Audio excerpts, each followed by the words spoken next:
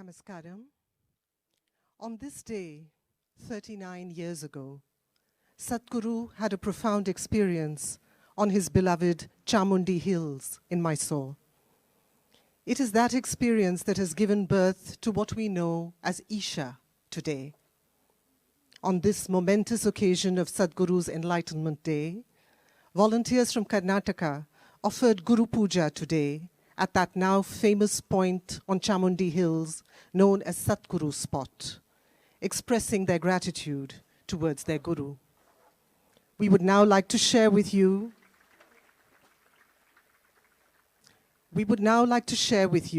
a glimpse into the celebrations by way of a short photo montage.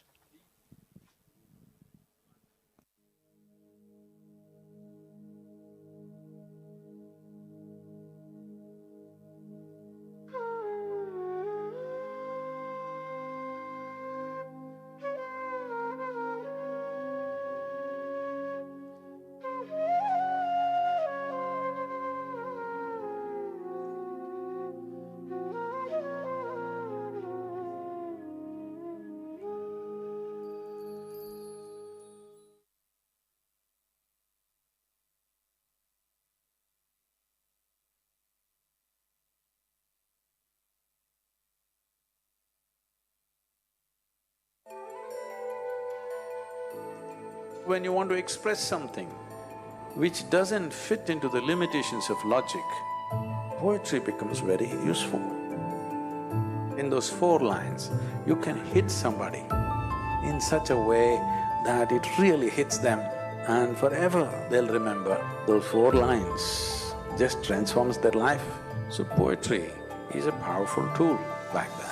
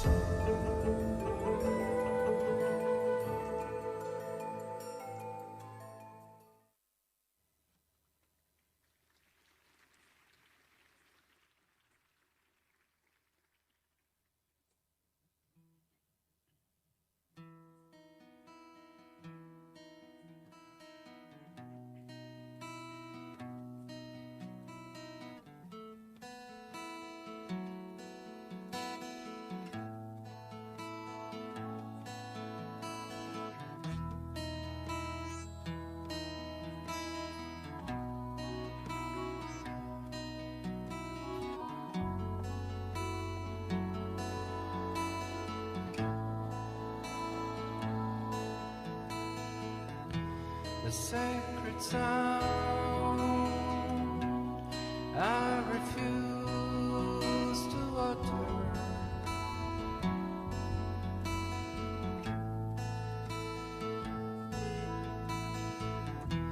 The sacred space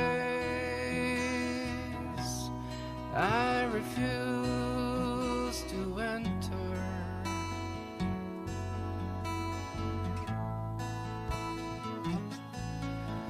But you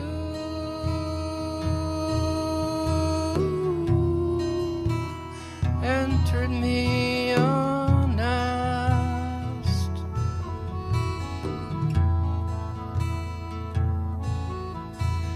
Through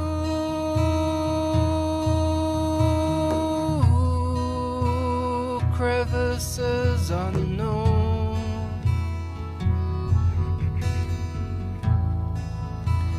leaving me in breathe,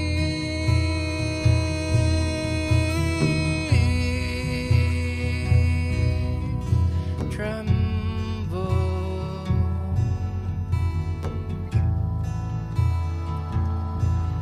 causing nameless,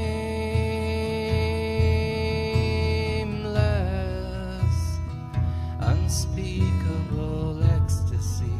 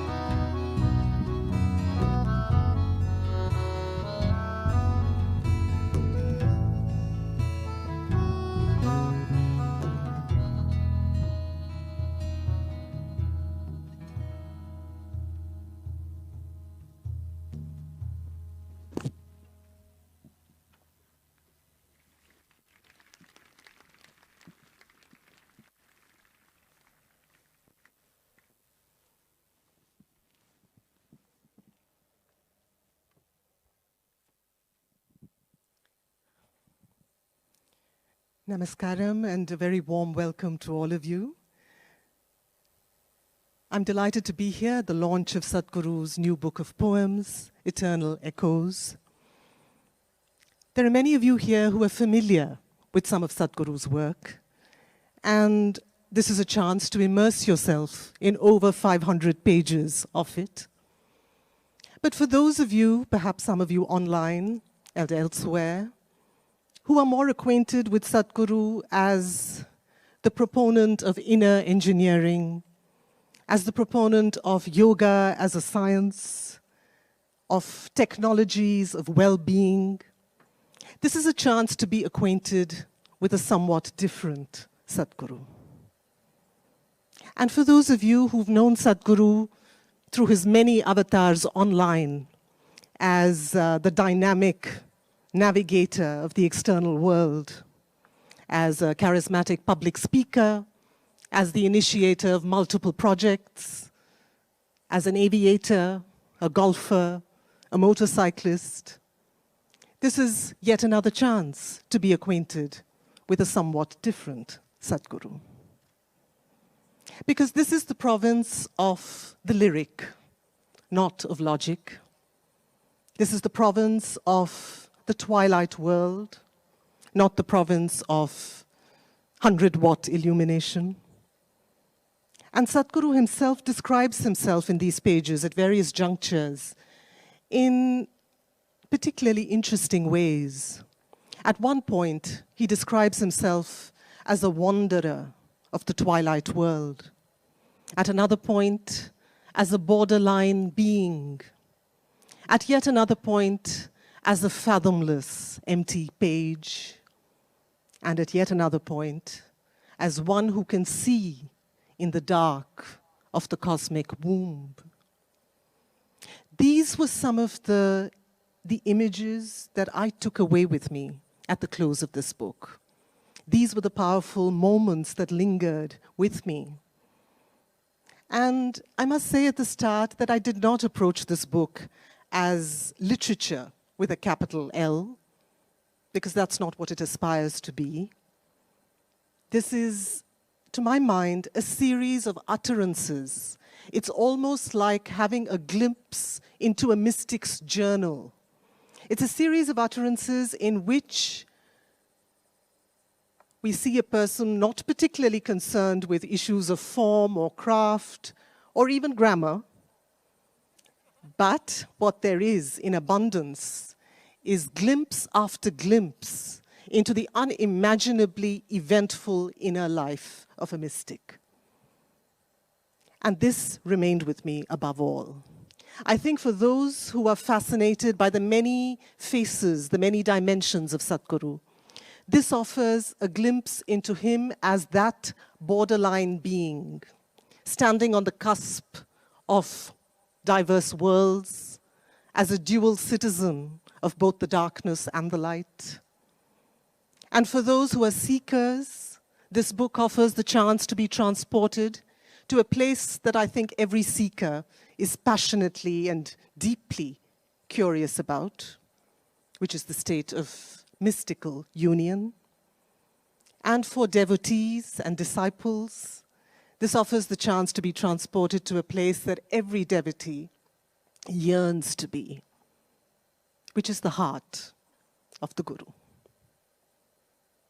It's a book of intimacy, it's a book of vulnerability, it's a book of frequently unguarded tenderness. It's a book of playfulness as well. It's a book, above all, of heart. And on that note, I'd like to invite on stage the author of Eternal Echoes, Sadhguru.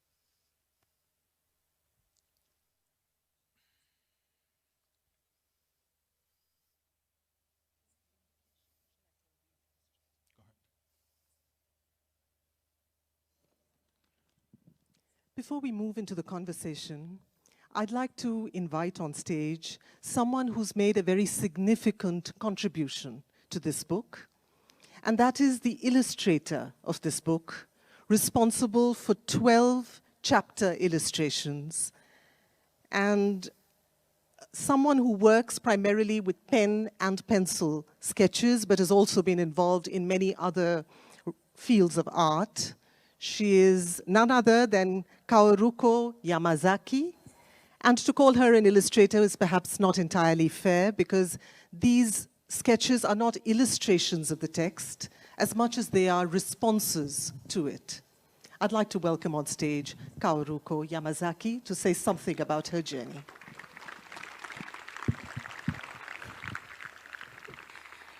Thank you very much for your kind introduction, Arundhati. And okay. Yes. So before I move on to my main presentation tonight, I want to express my deepest gratitude to Sadhguru for this beautiful opportunity to rekindle my passion for art and explore a forgotten and hidden aspect of myself, and to share my work alongside your poetic masterpieces. So thank you so much. So how my journey started with this book was that in 2020, in the beginning of 2020, a dear friend of mine has encouraged me to restart my my drawing and art as a hobby. So I used to draw as a child, but it was a long forgotten hobby of mine. And around the same time, I happened to share a portrait of Ananda Maima, an Indian saint that I've drawn 8 years ago with Sadhguru. This is one of a very rare piece that I've done as an adult. I haven't really drawn so much after I started my academic and financial career. So, and he liked it, and he wanted to actually, he suggested that I would do a portrait of Bijima. So I'm not sure whether it's on the screen. But yes, so I've, that time it was a lockdown in the ashram. I only had pen and pencil, so that was the only medium. And this is what I produced, yes. And initially it was daunting because I haven't drawn in 8 years, and I haven't really drawn or painted in almost 20 years, and I'm very much self-taught. But when I started working on the portrait, it just flew out as if it wanted to manifest on the paper. So the process was very natural, and I must say it was very spiritual and meditative process for me. And I must say I learned a lot about myself through this experience of creating this art.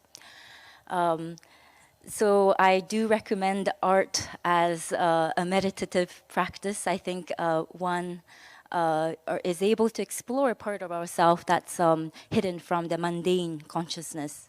So I would like to, so after that portrait, he suggested that I should do the illustration for this poem book, which was, and of course I said yes. I wouldn't let this opportunity slip by, but I was quite nervous about this, but he wanted the book to be divided into 12 themes. So I read all the poetries, categorized it into 12 themes, and the publication department also helped in finalizing these 12 themes. So tonight I would like to share 7 of that 12 drawings that I've done. So each drawings has many elements, with many interesting elements that is meant to invoke different interpretation in different people. So the drawings, I haven't, when I was working on it, I didn't have the final composition in my mind. So it evolved as I drew, and I delved into the theme and the poetry. So I'm sure there are a lot of elements that people can discover and also find their own interpretation. So the first chapter is on life. So this work, as you can see, the main theme is the phases of the moon. And so the phases of the moon represent the cycle of female reproductive system, but also it represents the cycle of life. So I have the image of the fetus that's floating in cosmic womb, the galaxy, and I've etched a geometrical design to show that with the right clarity and perception, one can see order in chaos, seeming chaos in nature. So this is the first chapter. The, the second chapter is on death. So you can... Huh? Yes, there's that.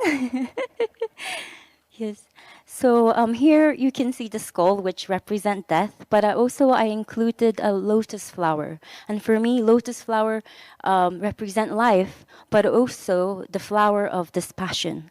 So Sadhguru often speaks about the process of living death. So for one that's in touch with their own mortality and holds the beautiful flower of dispassion in one's heart, the beingness of that one is transparent and free of all distortion. So that's the state in which one can become a true offering in life. So for me, this lotus flower and the skull represent the beauty in the acceptance of death. And I've also included the image of moth, which is representation of transformation from one phase to the other. So the third illustration that I want to share, I think, is on yoga. Yes. Yes.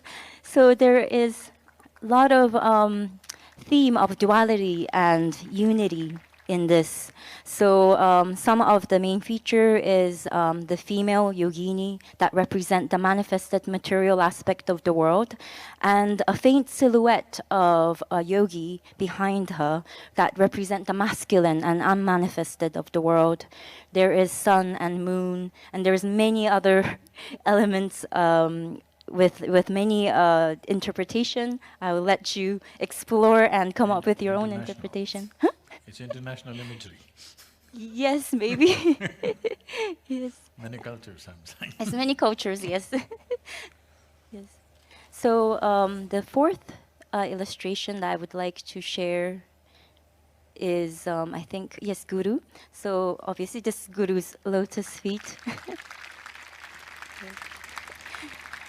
And I've included 5 geometrical shape platonic solids, which actually represent 5 elements. And the infinity sign at the top that represent mastery of these 5 elements, the Guru's mastery over these 5 elements.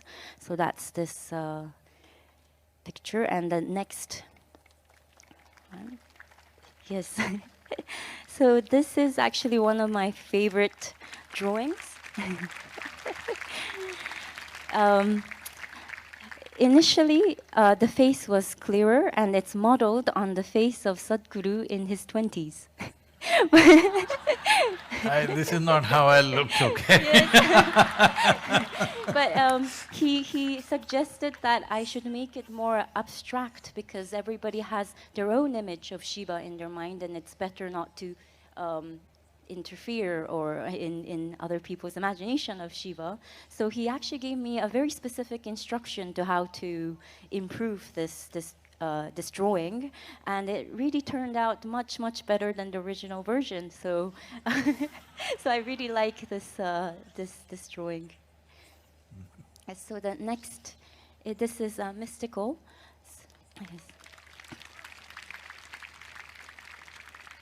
So I love being in the Naga shrine, the snake shrine in the ashram. I always sit there.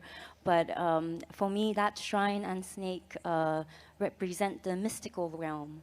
And I've included the symbol of 7 chakras to represent transcendence into these mystical realms. So that's what I included here. So the last piece that I would like to share tonight is on the chapter on toil, human toil, and this is my most favorite chapter in the poetry book, and the most difficult. I really struggled to come up with the symbolism, but in the end I came up with the image of a man carrying a weight, climbing up the mount of skull and bones, looking up heavenwards. So Sadhguru always speaks about how looking up heavenwards for a solution is a disaster. So this man is looking towards the destination that he will not reach, not knowing that he is stepping on the remains of others who's also embarked on the same journey that he has. And the bottom icon shows the trajectory of evolution of life on this planet. So initially it starts from the single-celled organism to all the animals. And you might not be able to see it, but at the end I included a skeleton of a dog. And I know that the dog accompanies Kala Bhairava, the Lord of Time. And so I would leave the interpretation of that last part to, yes. So this is the last illustration that I would like to share tonight. But I would like to give special thanks to Greta Cauvery, who's worked on this beautiful graphics and icons in this book. Also, Munsami Nagarajan and Kashinath Gopagani for working on the design aspect. Are they Japanese guys? I'm really sorry. Maybe I butchered their names, but yes. So and the people in the impressions and publication department, and also, of course, the Mas and Swamis, who's too shy and humble for their name to be mentioned in this presentation. But thank you so much for the support. And to end this presentation, I would like to say that this book will be a companion to my spiritual journey. It's much more than just the poetry. There's so much layers of meanings and insights.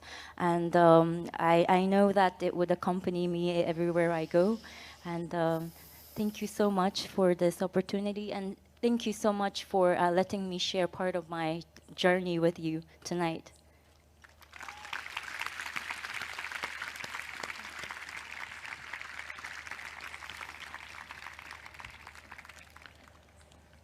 Thank you, Kay.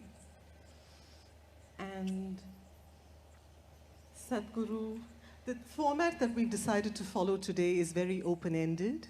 We have a few poems that we've shortlisted, and there are some convergences between Sadhguru's list and mine. And I'm going to request Sadhguru to read the poems and then simply talk about them. I think we'd all be curious to know what went into each of those poems. So Sadhguru, I'm going to hand this over now to you. And I'm going to ask you perhaps to start with this very short poem on page 12.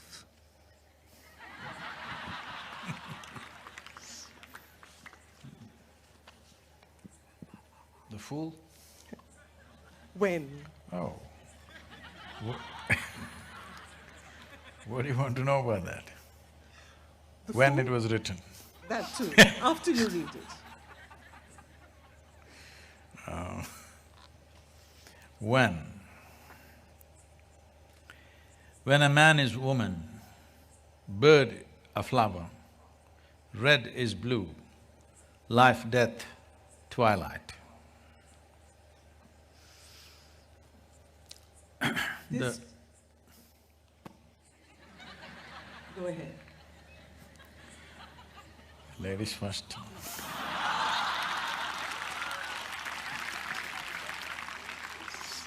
I will have my say later, Sadhguru. Please go ahead.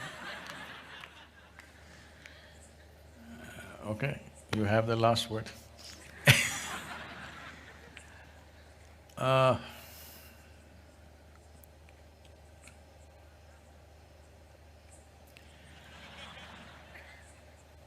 See,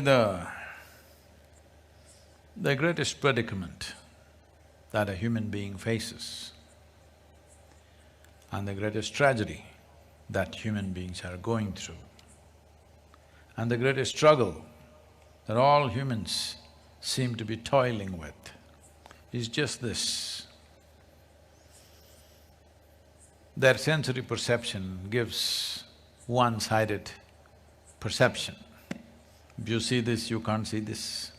If you see light, you can't see darkness. If you hear sound, you can't hear silence. So, life becomes a heap of opposites or contradictions. Trying to wade their way through these contradictions, how much suffering, unbelievable. How much confusion, how much struggle. If anybody ever documents in 1 year, these 7.6 or 8, I don't know where they've crossed 8 billion, I do not know. Secretly, we don't know how many children are born. If this nearly 8 billion people, if you document what kind of suffering they're going through in 1 year or in 1 day, just 1 day, it's enough for eternity. All this is simply because they have misunderstood instruments of survival or as instruments of knowing. You must know which is light and which is darkness if you want to walk through this. You must know which is man, which is woman if you have to operate in the world. So these differences are very one-sided. Well, in many ways I've said this, now it's become a bit too common for everybody to know this because I've been speaking about this for some time. Well, you're sitting here as a man or a woman, but you came here because a man and woman came together, your mother and father exist within you. You being a woman or a man is just a surface thing, but you've taken it so seriously. And you go through a whole lot of circus. Just being a man or a woman, how much circus in the world? Forget about light and darkness, that's more complicated. Gender is the simplest damn thing. But how much struggle, how much social confusion, how many religions and scriptures have been written about this misunderstanding endlessly. This is just that because between light and darkness, you think they are two different worlds, because it looks like that. The day looks like one kind of world, this planet looks different during the day. During the night, it's a completely different world. But it is not, it's the same world. I think you get that point during twilight to some extent. This is why it's always important to wake up before the sun comes up, because you don't have to do anything. If you're just alert and looking, slowly the perception will go into you. This is why always in yoga, Brahma Muhurtam you should be up because twilight starts then. In twilight, if you're awake, you perceive that the differences that you have made out in your mind because of misperceptions of senses that you have settles within you. When that happens? When? When did this poem happen? When? Cop out. I think this was about 2019, when I was in United States, our III, the Asia Institute of Inner Sciences, is a spectacular place, nature-wise. We are yet to build. We've built some, lot more to build there. But in terms of nature, it's a truly spectacular place, and where I stay, you just cannot escape the sunset. The sun is at you because we are on top of a bluff and there is a valley. When the sun is setting, sun is in level with you. Like this usually happens only at the ocean. Even there will be a little bit this thing. Here, sun is below you when it is setting. So you cannot escape sunset at all, even if you want to. So as I was watching the sunset, I saw this is the thing that everybody is missing. It's not about the glory of the sunset. It is a clear transition where this and that is not there, there's only this and this. It's this kind of poem, I must say, Sadhguru, this very spare and cryptic poem, that I feel the essence of this book lies. No, This I know is- some more words than that. I know I don't have your kind of vocabulary, but I know some more words. I was about to say some nice things which I might withdraw at this point. Please.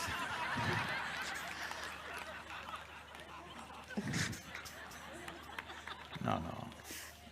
There's a kind of haiku-like quality to this poem which makes me actually want you to read it once more, if you will. Want me to read once more? No. When a man is woman, bird a flower, red is blue, life is death, twilight. How many times a child would have thought a red flower and a bird flying, they're not different. One is stuck on the plant, another is flying, they're just the same things. The soil and you are the same thing, the earth and the sky are the same thing. So, I think children below 3-4 years of age are seeing things like this. I still see things like that, I never grew up.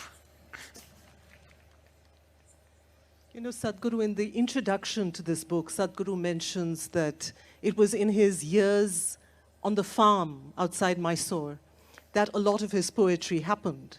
And you say there that the power went off every evening and you would spend hours in darkness, and that was the time when poetry happened to you big time. Particularly today, Yeah, many Sadhguru. times in the darkness of Karnataka's famous power cuts at that time, I would write in the darkness, and I would write like 8-10 poems in the evening or in the night. And in the morning, I would have a great difficulty reading them because I scribbled them in the dark. Well, none of those poems are here, they're all gone. But Sadhguru, you mentioned that actually being in the dark had something to do with those poems happening. And today, when your entire life seems to be spent in the glare of the spotlight, almost 24 hours, when does poetry happen? I'm not in the spotlight. Their image of who I am is in the spotlight. I am never in the spotlight.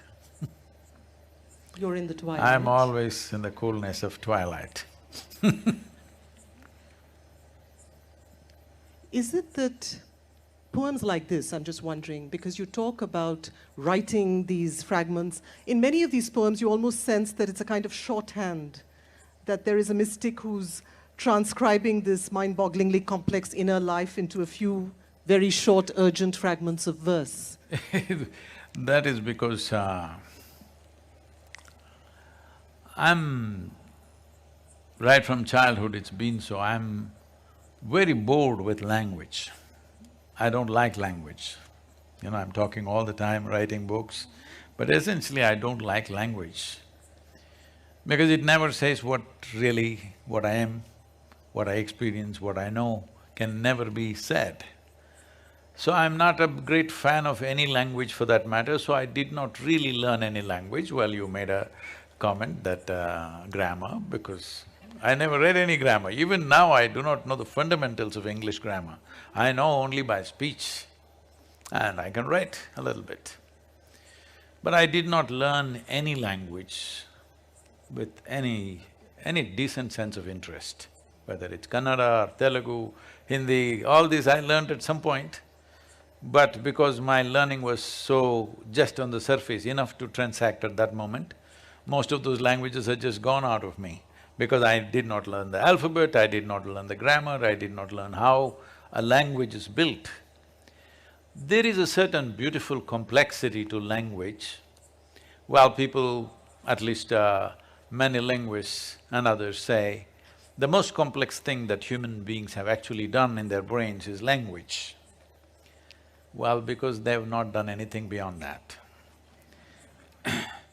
Yes, language is a phenomenal thing, it gets, many things, otherwise we would be doing ah, boo, boo.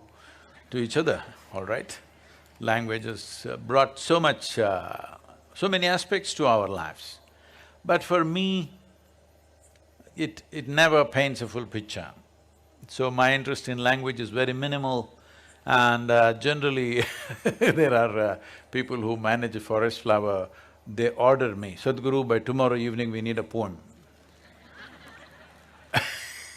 Because we have to publish, it has to go to print, then only they will tell me when it's going to print. So I sit down and write 4 or 5 poems in 10-15 minutes, and I'll send them only one usually, so that next few months they'll always come just before going to print. I do that. And also when I'm writing, the moment I cross 8-10 lines, I have to conclude. Very rarely I've written 4 or 5-page poems. They're not here, I think, in this book. Otherwise, 8-10 lines, I'm done with it. I have to close it with the next 2 lines, because by then I'm bored. Is it then the brevity of poetry that draws you? No, among the things that you can do with language, probably poetry is the most insightful. Well, it does not describe things like prose. Prose can say so much detail. See, if you go into the detail of creation, because my business is creation and the source of creation, I'm not interested in anything else. If you want to go into the detail in prose, let's say to describe a tree, if you spend 1,000 years, you cannot describe it, there is so much detail. So poetry has the ability to skip all the detail, not say anything, but still give some kind of an impression that at least people have a sense of they have not understood, which is very important. Oh, I get it, means you've not gotten anything. Because a lifetime of observation, still you will not know anything. A leaf, one leaf, a lifetime if you observe, still you won't get it. So at least poetry gives you that sense of wonder. At least you know you don't understand all of it. You see a small part of it, and that small part is a little keyhole. If you know how to make a key for that, maybe it will open. Maybe it will, but making the key takes some skill. In fact, it's those poems that I want to return to, because there are some that I've shortlisted, Sadhguru, and I'm going to ask you to read a couple. These are the more overtly mystical poems in the book. I've written some on monsoon, if you… I know, I was just telling Radhe, those are probably the ones we should be reading. But I'm going to ask you to first read a poem called Hooked. Oh. That's on page 18. Page? 18. And given what you were just saying about poetry not filling in all the blanks, not joining all the dots, these are the poems, the very mystical poems that I think make a deep impact. Hooked. Scent of a flower, coolness of a breezy whiff, the celestial splendor of the night, relentless beat of the heart, and the gentle movement of breath, all these seemingly innocuous happenings make me a living, throbbing, intense life. This brilliant mix of innocuous and the incredible can only be an outcome of a mindless, unthinking intelligence of the beyond that made me a slave in my own life, a life without persona, a life bereft of its own longings, a life that is conquered by the infinite will. The cool fire of this eternal mill burns me not, but leaves me leaves me blissed out and hooked.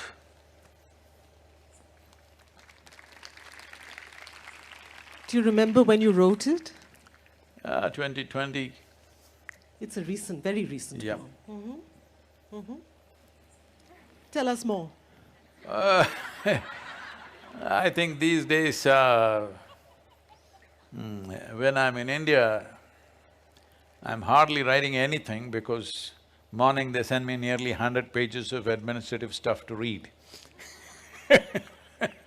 So, most of the time my journal never gets opened for months here if I'm here. When I'm in Nepal, I've written so many poems in the trek. And when I'm in US, because of the time difference, they leave me alone in the morning. And in America, people don't work till 11 o'clock. So I have time in the morning and more poems happen there than here. You don't remember the specific moment when you wrote this? This is all, you know, when I'm here in India, if I get my coffee, it's very, very good. When I'm in United States, it is like weather. Some days it's wonderful, some days some days shh, like this. So when the coffee was good, I wrote.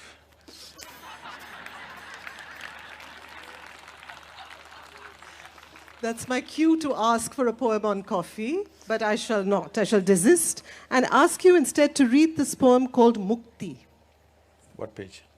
99.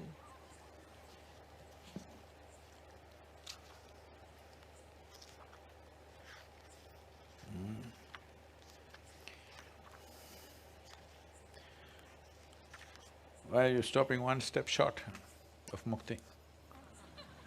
90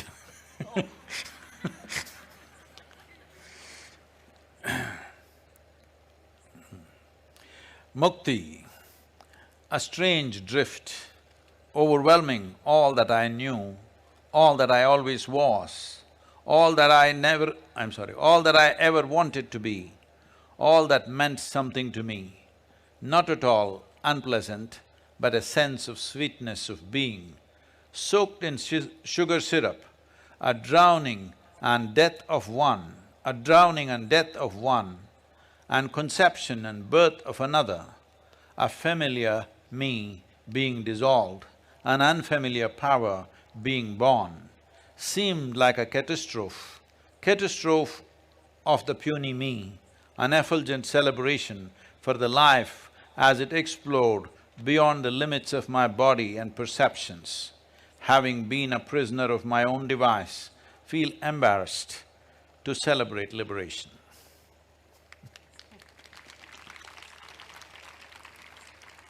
Is this a recent one? No, this must be many years ago. I was struck by both these poems, which is why I wanted Sadhguru to read them together, because for one, it strikes me, Sadhguru, that in your poetry, you allow yourself to speak of bliss, of rapture. There are times you speak of nameless ecstasies. Here you speak of being drenched in sugar syrup. It's the kind of Sadhguru we would never see otherwise. Not very seldom in your talks would you talk of being drenched in sugar syrup. You would talk of you always speak of the beyond as that which is not. You speak of the journey in terms of breaking limitations. You would not speak of it in terms of affirmations. Would you agree? There have been many mystics in the past in this country, where they're sitting under a tree. You have to be somewhere around our town because even whatever you are, you still need to eat, okay? You don't want to be in the town, you're just outside of the town. But once people sense some kind of power, and just by chance, if you happen to do something for somebody to help them at a given moment, then people start gathering. So, there have been many mystics who actually threw stones at people pretending to be mad. You can't throw stones today. But your prose is your verbal equivalent of throwing stones. Kind of. Because in so many ways, I have seen too many people. You know, for example, in engineering program, which is our basic approach to people to start with, at one time there was no such device, we were simply doing whatever. But that extempore doing would not reach to many people. As people gathered, we structured a program and delivered it. But things have changed a lot today.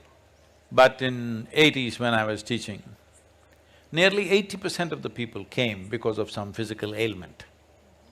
Only 15–20% came because they want to know something. Today I think the percentage is only about 8 to 12% of the people are coming from physical ailments. All others are coming out of a thirst, which is a massive shift in human consciousness itself in the world, that there are more people looking for truth like never before.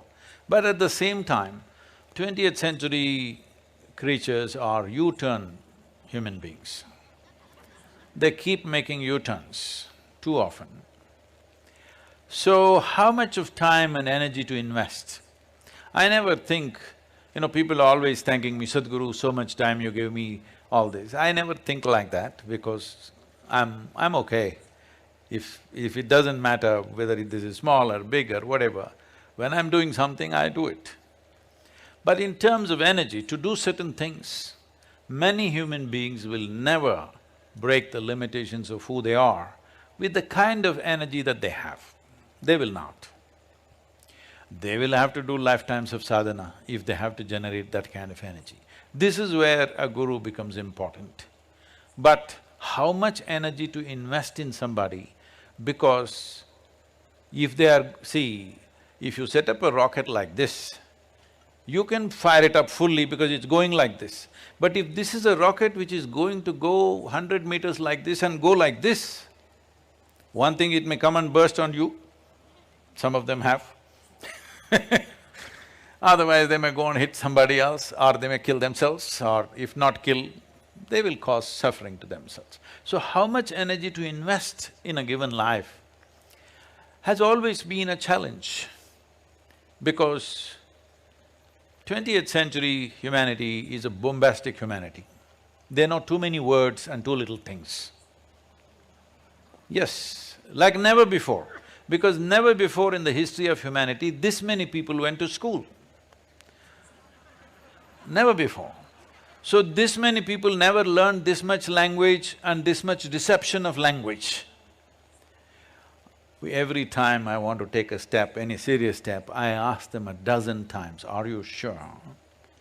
Can you really keep this up? Sadhguru, I'll give my life. Arey, don't give my life, keep the damn life. And do this, this and this. Fourth day, no, Sadhguru, I don't like to do this, I don't like to do that. Hey, God damn it, I asked you 3 days ago. This is all the time happening. This is a laughing matter. This is not a laughing matter, this is life and death matter for me. Because you deplete yourself by working like this. Well, but unfortunately, that's how it is, because as a generation of people, very few people, I'm very proud to say in this yoga center, I have hundreds of people who are here for more than 12, 15, 20 years. Not once have they even asked for an appointment to see me. Not once have they complained about their anything. Not once they have come to me asking, Sadhguru, my problem.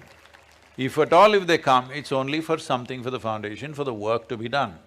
There are hundreds of people like that. I bow down to them because they don't belong to these times, they're from another time. But in today's world, because of probably the nature of education, everything is frivolous information. There is no in-depth involvement with anything. There's no in-depth involvement with anything. When our education is like this, you learn chemistry, 45 minutes, tong, you learn literature. Tong, you learn biology, tong, you learn physics. What kind of nonsense is this? Unfortunately, this is our education system, so this is why you produce such flaky people who can't stick to anything because they don't know what is involvement. They do not know what it means to invest their life into something. They're like this. So, it is a I'm not complaining, they're all wonderful people, but But would hearing about nameless ecstasies and sugar syrup a little more often be more invitational? No, they'll be coming for the sugar. Is that a bad thing? Is that getting sidetracked? Of course. If we just talked about twilight, if two. sweetness and bitterness are not two different things, then what are you choosing? We start the day with a neem ball. We could start with a laddu.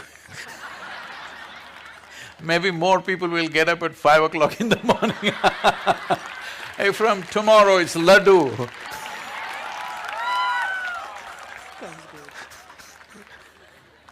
Even she may get up.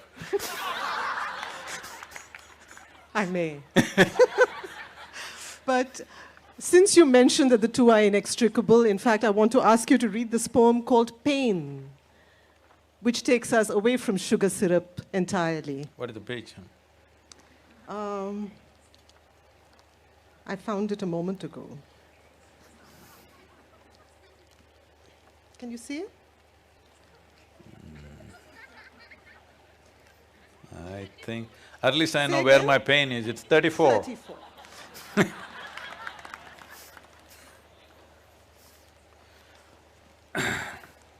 Pain. My pain is not of the wounded, nor is this the pain of the lost, nor of defeat and failure. This is the pain of the mother when one in her womb turned against her. She would be willing to go just to let him be. If she lets go, she will kill. If this is the pain of this is the pain of knowing. In your love, you will destroy. In your withdrawal, you will destroy that which is but your part. Till the part is willing to be whole, the pain will take its toll. This true of creation and me.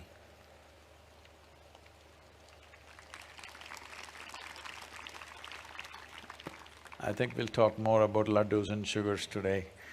I know, but I must ask you when you wrote this.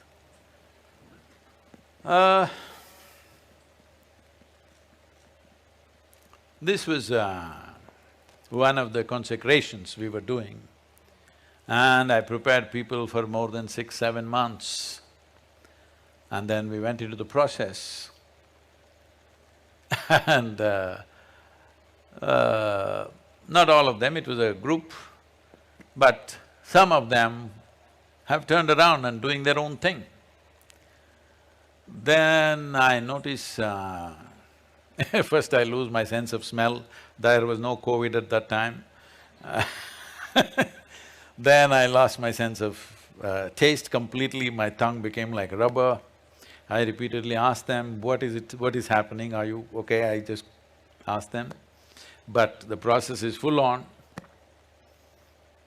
Then I'm not somebody who easily falls off like that, but then I go and fall in a pit a pit that is dug there. I go and fall into a pit and hurt my left side, then I'm very sure something is happening and I stop it for a day. And I come here and I back up my car and bash up the left side of my car. Then I go back and stop everything and say, what is happening? Then slowly it comes out, some people are making U-turns. So at that time, you abandon it, it's going to be very destructive. You continue, it will be a problem. So I made this poem and I didn't read it to them. I thought it would be too insulting, so I left it. But Sadhguru, is this what being a disciple is then, that one is actually being incubated? See, you just came because your back is aching. You do Surya Kriya, your back ache went away, and you think you found a guru. I'm fine with you. But you want to do something else, you want to step into another dimension of life. Now you need to be different. This is not going to work. This is not a zoo. When I say a zoo, it's not something you just go and look at the tiger which is behind the bars. You have to live with the tiger. It's very different. Going to the zoo and going into the forest are two different things. With the zoo, you definitely encounter a tiger, but it's not a tiger, it's a caged cat. You go there, he will show you what he is. Then you have to show who you are. So it's very different. In many of your poems, Sadhguru, I'm thinking of a couple of others which there may not be time to read, but they remind me of this poem, Pain, because you speak of a simultaneous sense of catastrophe and celebration. That's a problem with me, that's why nobody's taking me seriously. But there is another poem, Sadhguru, where you speak of having two hearts. You say one is perennially rejoicing and the other is perpetually grieving. Living with one heart seems difficult enough. See, I'm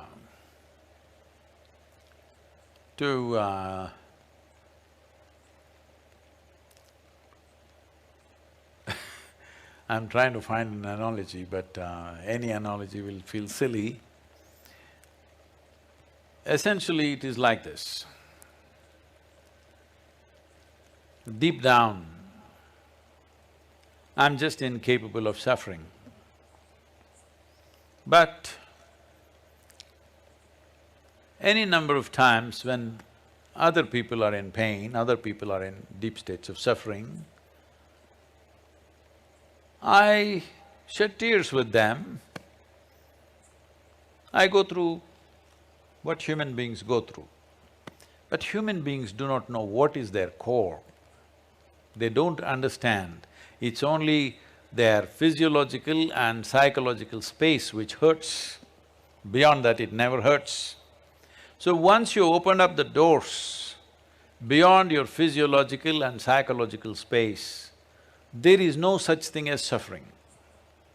But, well, if something hits my body, something pokes my body, will it hurt? Yes, it hurts. Will it cause suffering? No. But if you wish to, because in empathy with somebody, you wish to suffer with them, you can, but it's because it's optional. It never lingers in you. It is just that enlightenment does not mean you're denied of anything. Pain, pleasure, this, that, everything is possible, but everything is by choice. So, I don't know if those poems are here. Is a dragonfly here? Must be. I wrote poems on dragonflies, earthworms and stuff, I don't know if they included in this.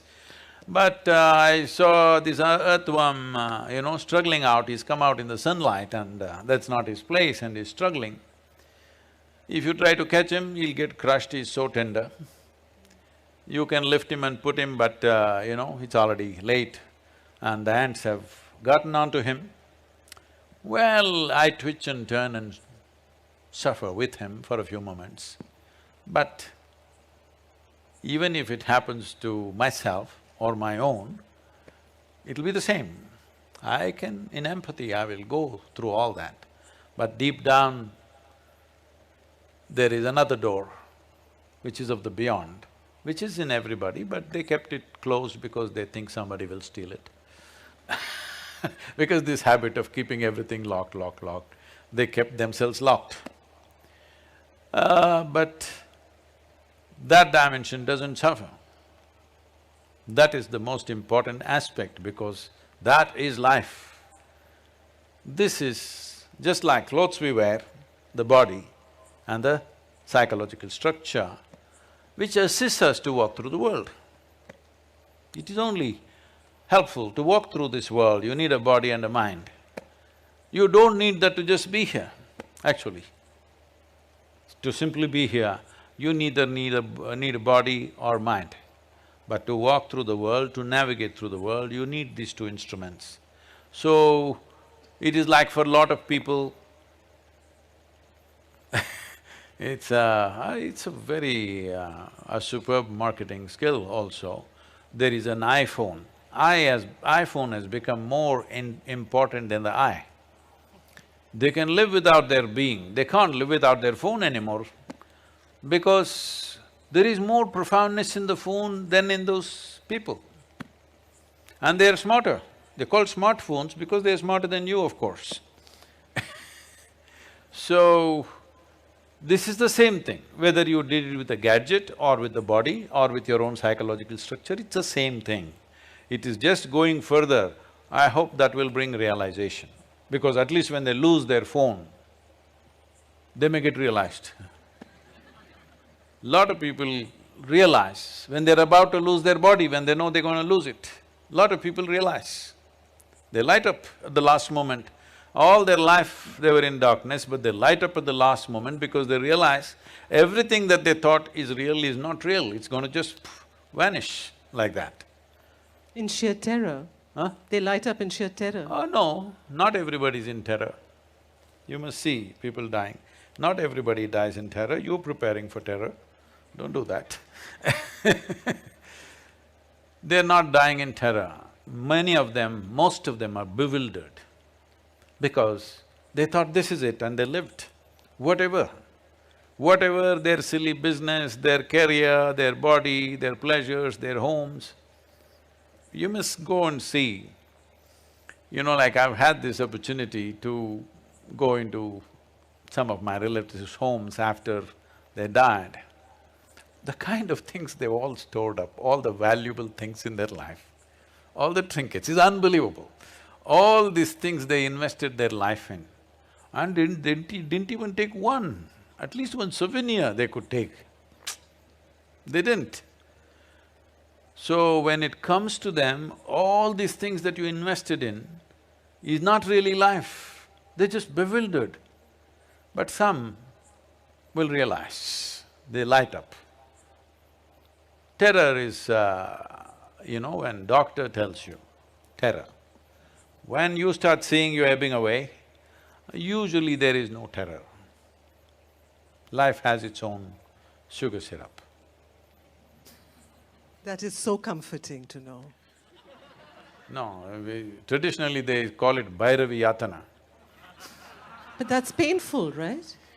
No, you can dip pain… You see, you can dip neem ball in sugar and eat it, right? That's what we're calling a tomorrow's laddu. Okay, Sadhguru, I'm going to ask you to move to this poem called Human on page 112. Oh, I like that number. Mm-hmm.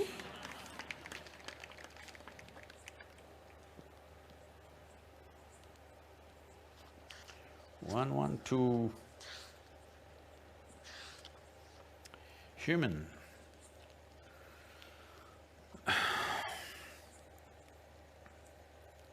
Human. Even when at home, I longed for home, searing pain of longing for home, strangely got cured in being homeless. When the walls of home dissolved, a pristine home, unwalled and unfettered, devoid of love, affection or companions blossomed. Shall I call it my being?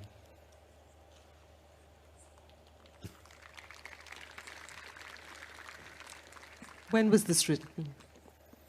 Oh, must be 12, 15 years ago. Do you remember the moment? I think this was written in a Samyama program. That's one time nobody's bothering me, everybody's got their eyes and mouth shut, so I'm writing something. Where do you write, Sadhguru? You write on… Huh? Where do you write? If I'm at home, I have a journal. A whole lot of poems were written on airplanes. Yes. So many of them were written on tissue papers. Yeah. You know, the the small paper napkins that they give you, I wrote on them. One poem was written on a cloth napkin, I had to steal it. But in the end, I forgot to take it. I folded it and kept, and I told the hostess, see, I need to take this. She said, ha ha ha. I said, see, I wrote a poem. She laughed and she said, okay, you can take it. But I forgot and came off. So a lot of tissue paper poems, later on I transferred it into the journal.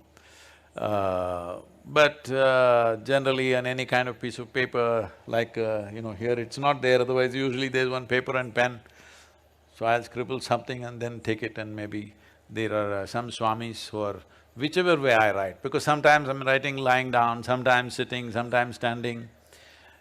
I just scribble like that. But there are one or two swamis here, whichever way I write, they almost get it 100% right. When I just take a picture of it and send it, they will type it and send it back to me within 5 to 10 minutes.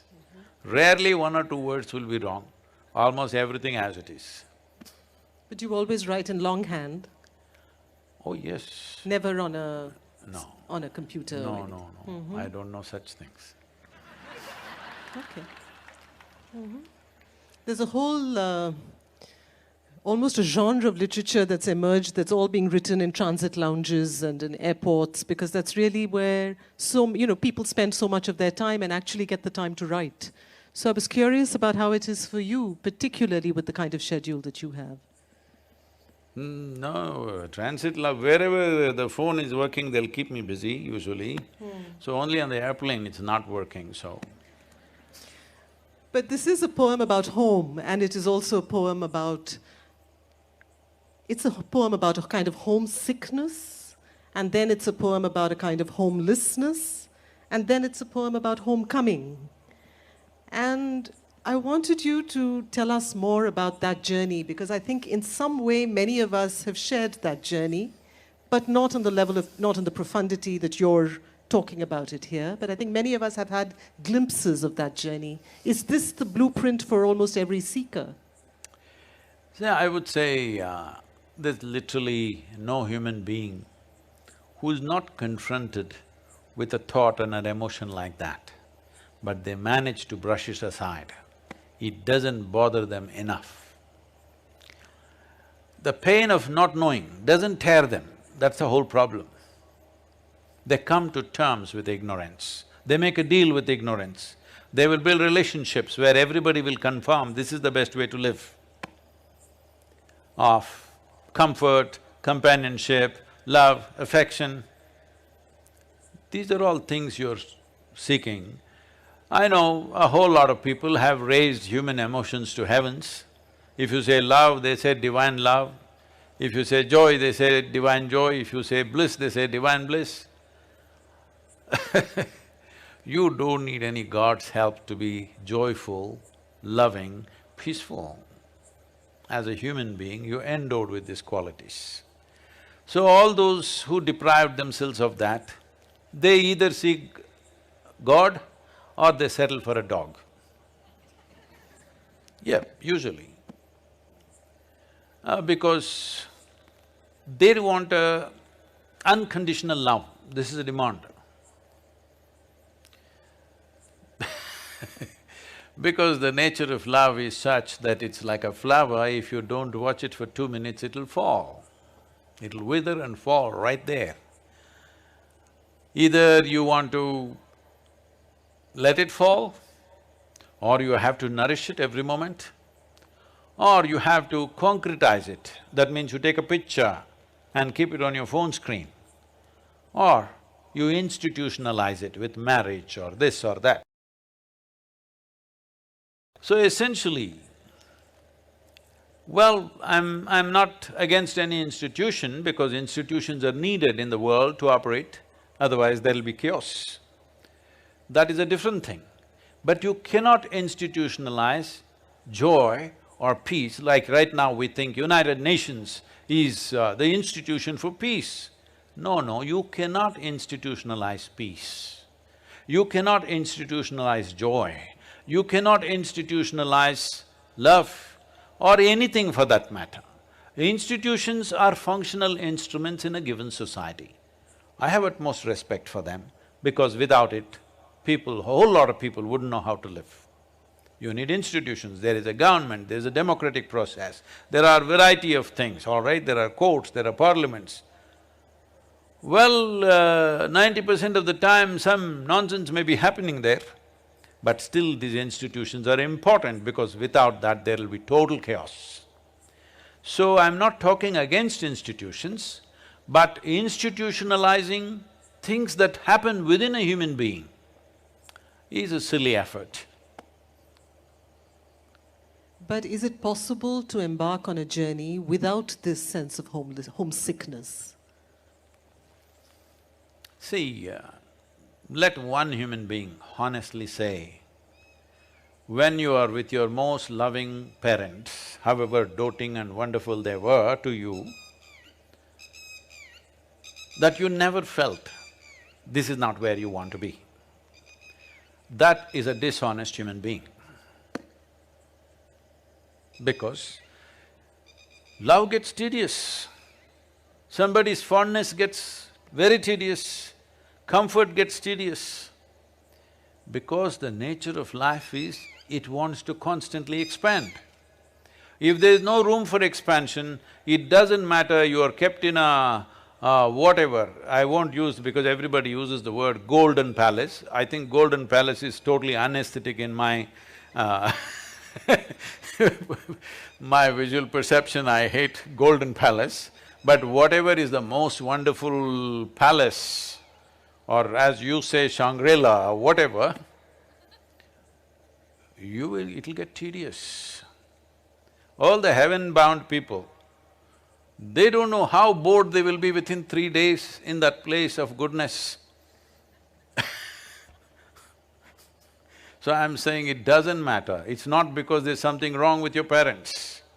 They may be most wonderful people, but the very nature of a human being is such. Only if you're a pet animal, if you have reduced yourself to that, you're just happy with the meals that you're getting and somebody is fondling you once in a way and you're happy with that. For that you must be a pet animal, you should not be born as a human being. Once you're born as a human being, it is natural wanting to break barriers.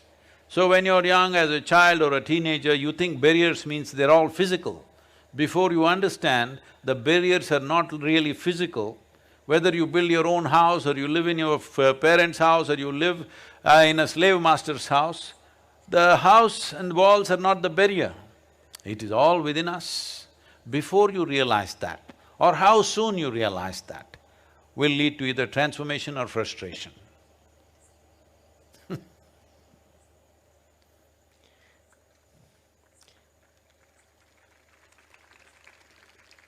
And this homelessness, this whole phase of vagabondage, of being a nomad, you have poems about being a nomad. Is that also an intrinsic part of every seeker's journey? See, do not separate seekers and non-seekers, everybody is a seeker. Some quickly compromise, some endure. There is nobody who is not a seeker. Some seek and forage within their own limitations, some want to seek, some seek in a safe manner, some seek dangerously. But there is nobody who is not a seeker, everybody is a seeker. And therefore this period of homelessness or vagabondage is universal? It may not be a period for everybody, it may be just momentary for a whole lot of people, because people will feel terrified when they feel if they just look at it and see actually, just the nature of life. Forget about your home. Suppose you left somewhere, I've seen people, when we were children, when we were growing up, Mysore has a Dasara exhibition which goes on for 1.5 months. So this is a place where all the youth will go and hang out and, there are things to eat and a lot of entertainment, shows going on, music going on, various kind of circus elements and all things going on. In this in this exhibition grounds, which is hardly maybe 10-15 acres, maybe 20 acres of land, and full of lights everywhere and shops and stuff's going on. Every day, either children or women or some men, they get lost from their families in that crowd. Maybe 50,000 to 100,000 people will be milling around and people get lost. All the time, when the music show is happening, one policeman will announce, there is a child here by name Vikram, his father's name is this thing, his mother's name is this thing, he is crying here, come immediately. Hey, God damn it, we came to listen to music.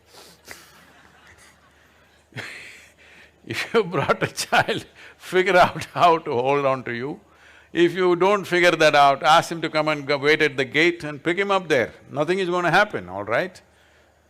These are not times where great amount of kidnappings happening, anything in Mysore. Nobody kidnaps you in Mysore. Okay? At least nobody kidnapped me.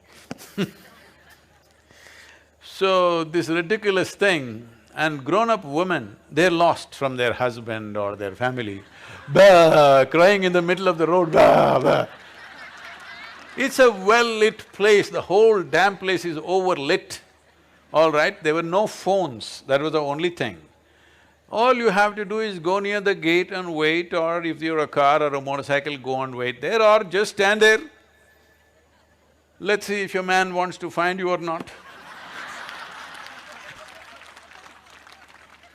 I'm saying they will be… Even men, I have seen grown-up men crying loudly because their wife or their child had gone somewhere. Unbelievable. So this sense of being lost, nothing, you don't have to drop them in the middle of Kalahari or something. In Mysore, Dasara exhibition I know Mysore people will be listening and say, how can Sadhguru speak like this? Does he know the pain of getting lost in Dasara exhibition?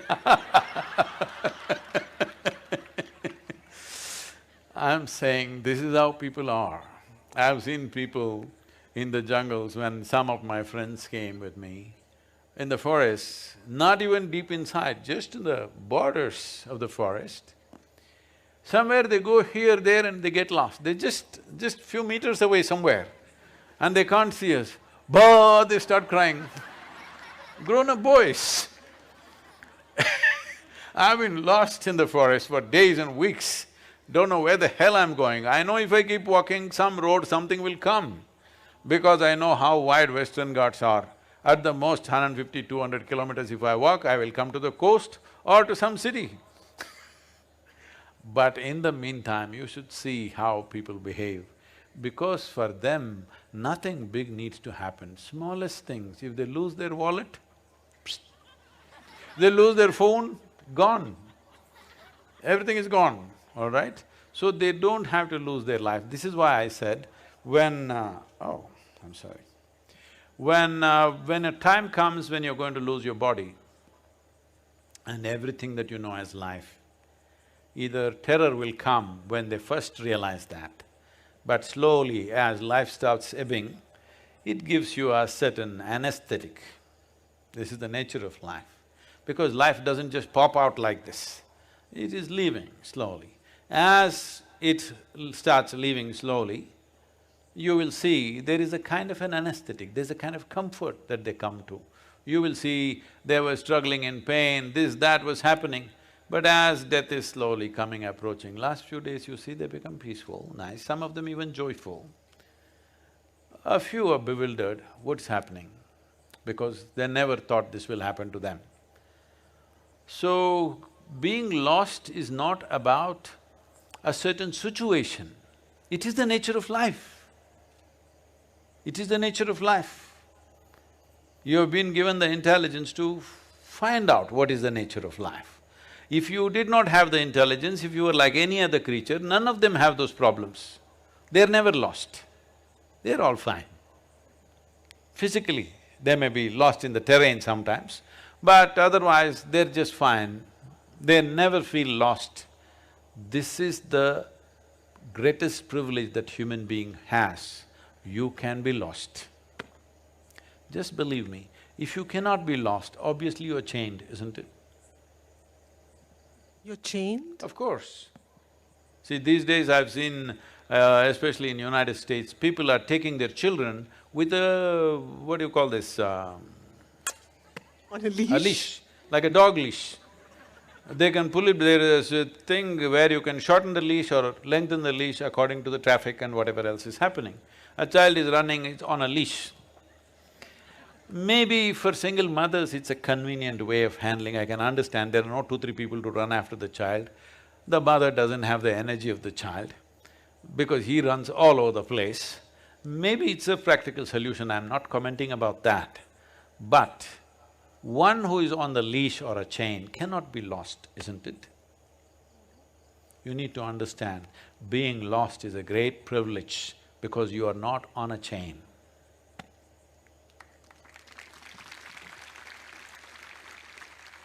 It's a human privilege that we can be lost because nobody is holding us on a leash. That sounds like one of the poems in the book. You'll find many of those lines, just 2 lines at times, but there are many of those moments in the book as well. I'm going to ask you, Sadhguru, in fact, to read this poem called Here and Here, because speaking of homelessness, 131, this almost seems to be the address at which you're at.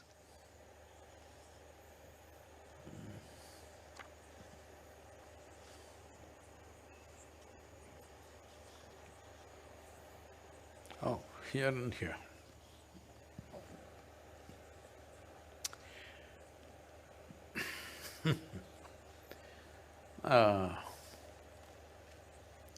Let me say that this poem was written in Lebanon. I will tell you later why and how. There are many Lebanese people out here. Oh, they turn into birds these days.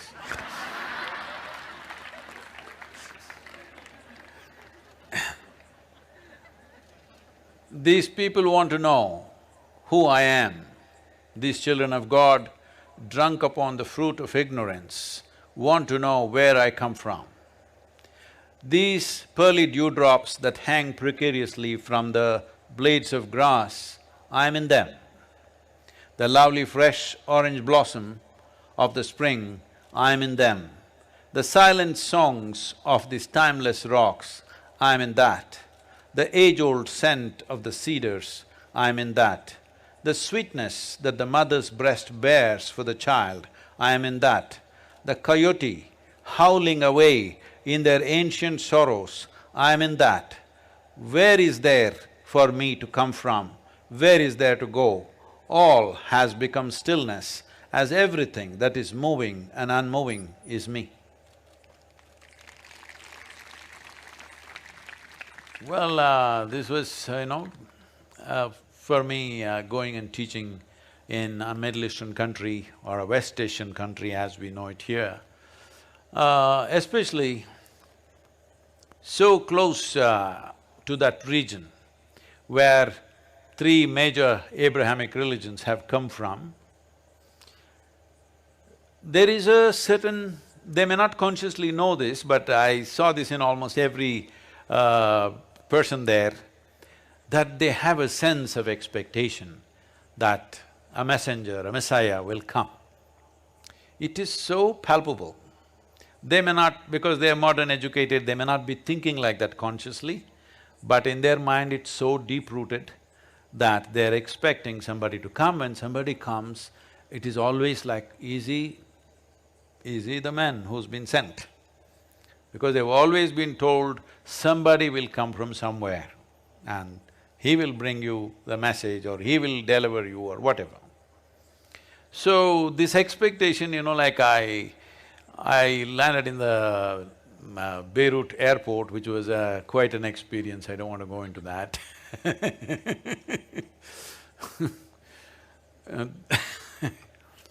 So the immigration officer asked me, "What have you come here for?" I said, "I teach yoga." He looked at me like this and said, "Just read the Bible." I said, "Yes, sir." Because this is Lebanon, he can always send you back. General security, whatever they call them, anyway. So, when I walked in and there's a whole bunch of very super enthusiastic our volunteers who had done programs elsewhere waiting. Hoda, who walks on eggshells, was walking around in the… Hoda is somewhere here. So, she was in the airport and so many others that I had not seen before, but they were all like this. Is he the… So, that look and the way of addressing you, the kind of questions, everything was somewhere in a very depths of their psyche. It is this that a messenger will come, a Messiah will come, or maybe son will come, or whoever will come. This is so deep-rooted. So, I mean, I have some fantastic memories of that country, very unfortunate to see what's happening to it now. Such a beautiful and spectacular country, but unfortunately, it is what it is today. So that is when I wrote this poem and said, I'm not coming from anywhere, I'm here. But I want And you nobody to… sent me, I'm not an agent. But Sadhguru, it ends with those lines which I wonder if I could ask you to just dwell on.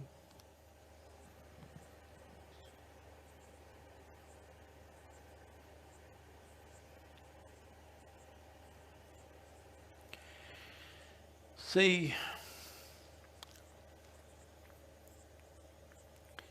for example, if we take you into this forest, there may be an elephant just 100 feet away.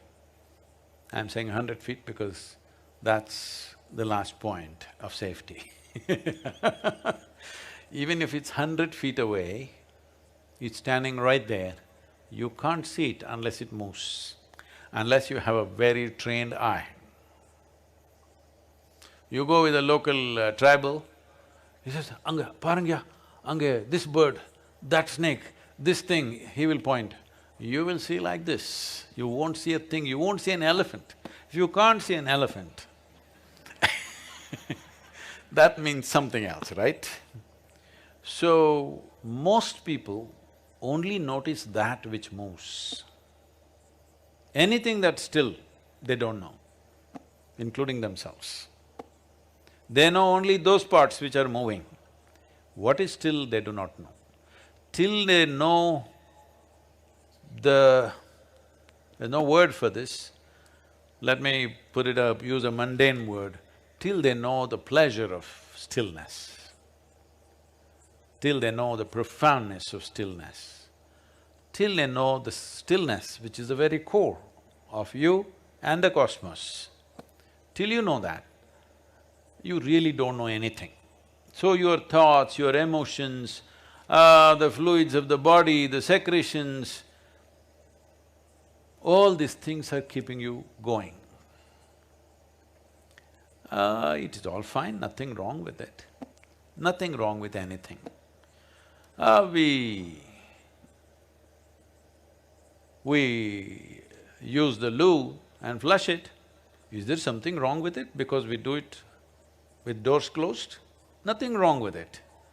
It is just that's what it is.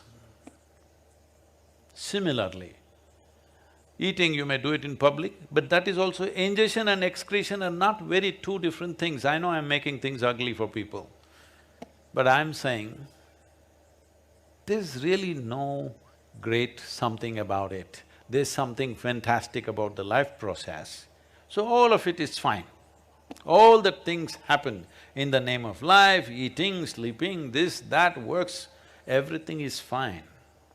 But within you, are you still a human creature? Or are you at least in transition to become a human being? That's a question.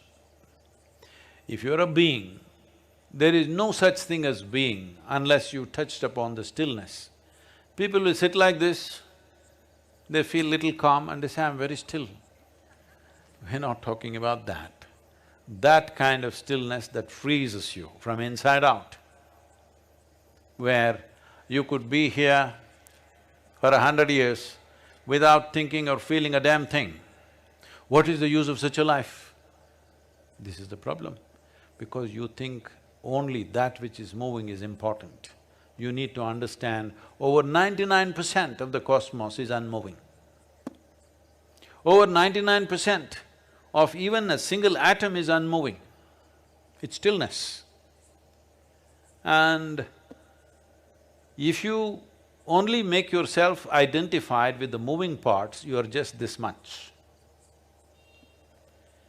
But if your experience goes beyond these moving parts of mind and body and touches the stillness, then you're cosmic in nature, cosmic in your experience. Is it ecstatic? Is it pleasure? Is it this? There are no such things. These are all… Language is a consequence of the moving parts of life. If my tongue and my lips were not moving, there would be no language here, isn't it? So language is just a consequence of the moving parts. You don't expect that to touch the stillness or the still core of who we are and what everything is. Well, in this culture, we call it Shiva, unmoving.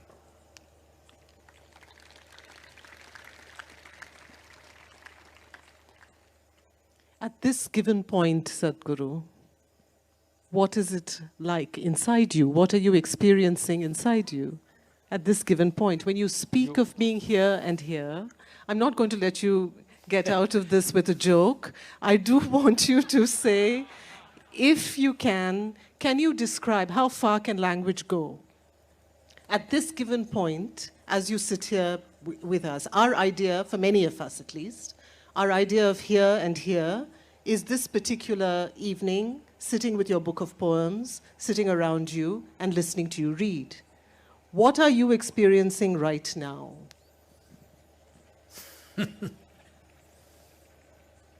When you said inside of you, I thought you were investigating what I had for dinner. So, I'm glad it's not about that.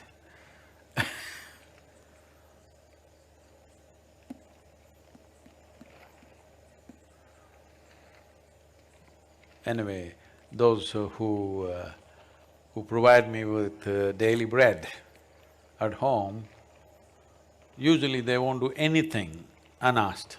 We tell them something, they'll make it. Today, they got somehow excited by today's momentum that's happening. I'm sure they won't read the book, English is not their language. But unasked and without permission, they made paisam for me. So I'm in sugar syrup today. We had some paisam too.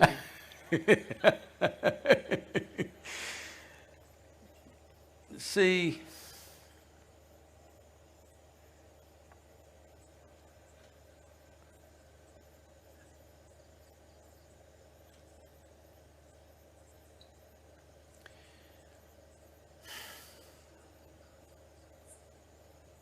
without this and that, say something which is not about this and that.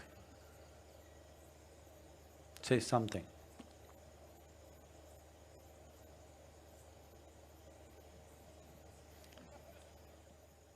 See, even you are speechless. I'm not a mystic. No, you're a linguist, that's why I'm saying. Say something which is neither about this nor that. I cannot say it, but I would try to point in an image to it. That's why I said like this the first time. I was pointing at an image. Is that as far as it goes? No, image means it is this. This is an image, that's an image.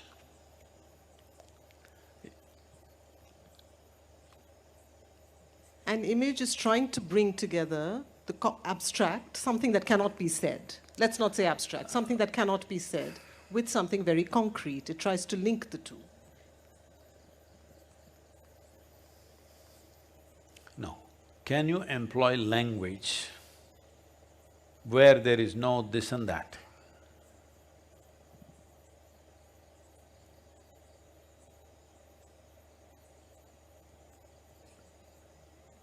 No, That's but… Let's move to the next poem. In fact, I've chosen the next poem. Is it another… It is exactly… it's perhaps an answer to this What is question. that? It's called Disarm, What is this? 145.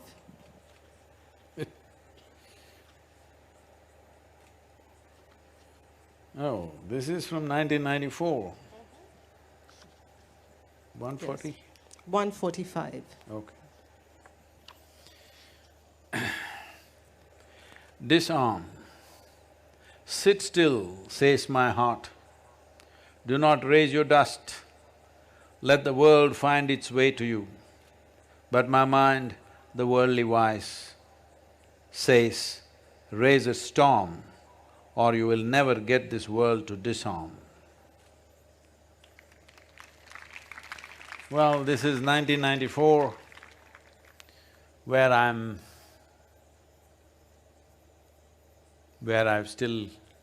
we've just come here and where that now Kaivalya Kutir, now it's a concrete building, you can't call it a kutir anymore, but they still call it. But it was just a thatch roof hut and that's it. 68 of us landed up here. They had no clue what to expect out of me, but they took a brave step of coming away for 90 days, men and women. 68 families, there was full-scale drama going on.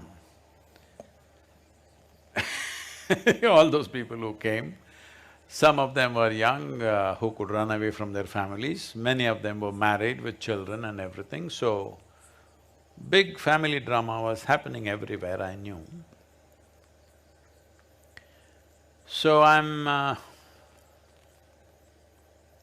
that time, my only goal is somehow to fulfill the Dhyana Linga and then either leave completely or go back to my vagabond life.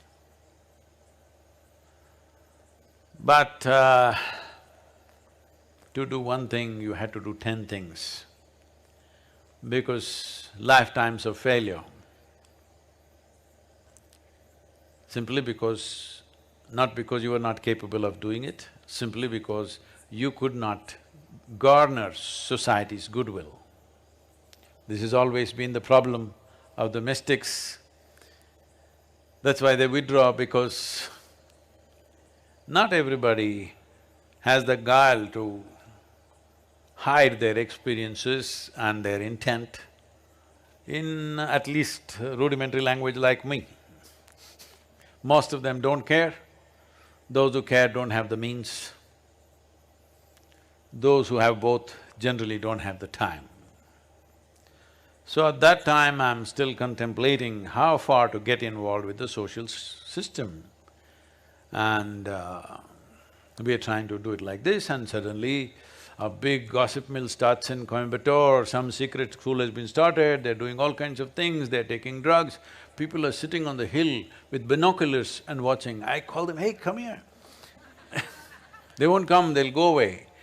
At that time, we don't have a fence, we don't have a gate, they can walk down and see in what condition are we. Are we on drugs, or are we on oxygen, or are we on ozone? What are we on? They can come and find out, but no, because from there it gives a proper view what kind of drugs we are on. All right? They're sitting there and watching, and then there is a meeting in Coimbatore city. They want to bring 500 people in trucks and demolish the ashram. When I heard this, what kind of idiots would need 500 people to pull down this hut? I can pull it down single-handedly. With a few volunteers, in minutes you can pull this down. Why do you need 500 people? No, maybe they need inspiration, you know. They have to come to work themselves up, and maybe they also wanted to beat us up or whatever, because people are in all kinds of experiences, they're taking drugs, they're doing this, they're doing that, everything. Binoculars, I can see them shining, they're sitting there and watching. These are not some local kids, these are pillars of the society. Okay. So, they're sitting with a ham radio out there and telling them, we're saying this, you know, he's walking on the ground, this is happening, that's happening. Somebody who is also a ham radio member, you know, these days I think it's gone because of this, phones have come everywhere. And a friend of mine was on ham, hey, these guys are talking about you, man. I said, what are they talking about me? They're talking every step that I take, what's happening, what's not happening, everything. So, when this was happening, my mind thinking, to what extent should I engage with these idiots? I'm not talking about any one specific group. This is a common terminology, fondly I call people.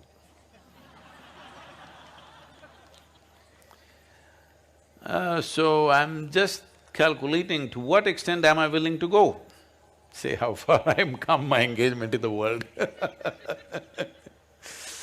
because I'm fundamentally reluctant to engage with the world. But I know if you don't create enough goodwill, they will anyway ruin it. We are preparing people, already it's brewing. When I actually get to work, things will happen. So, we have faced this before and I know many other yogis and sages who faced this. So, goodwill mission we started.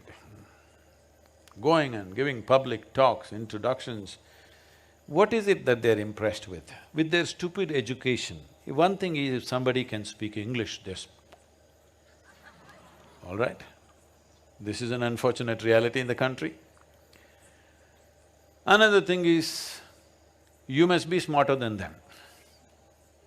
So that was never a problem. So, going there in every house, talks and introductions, questions, then slowly the word spread.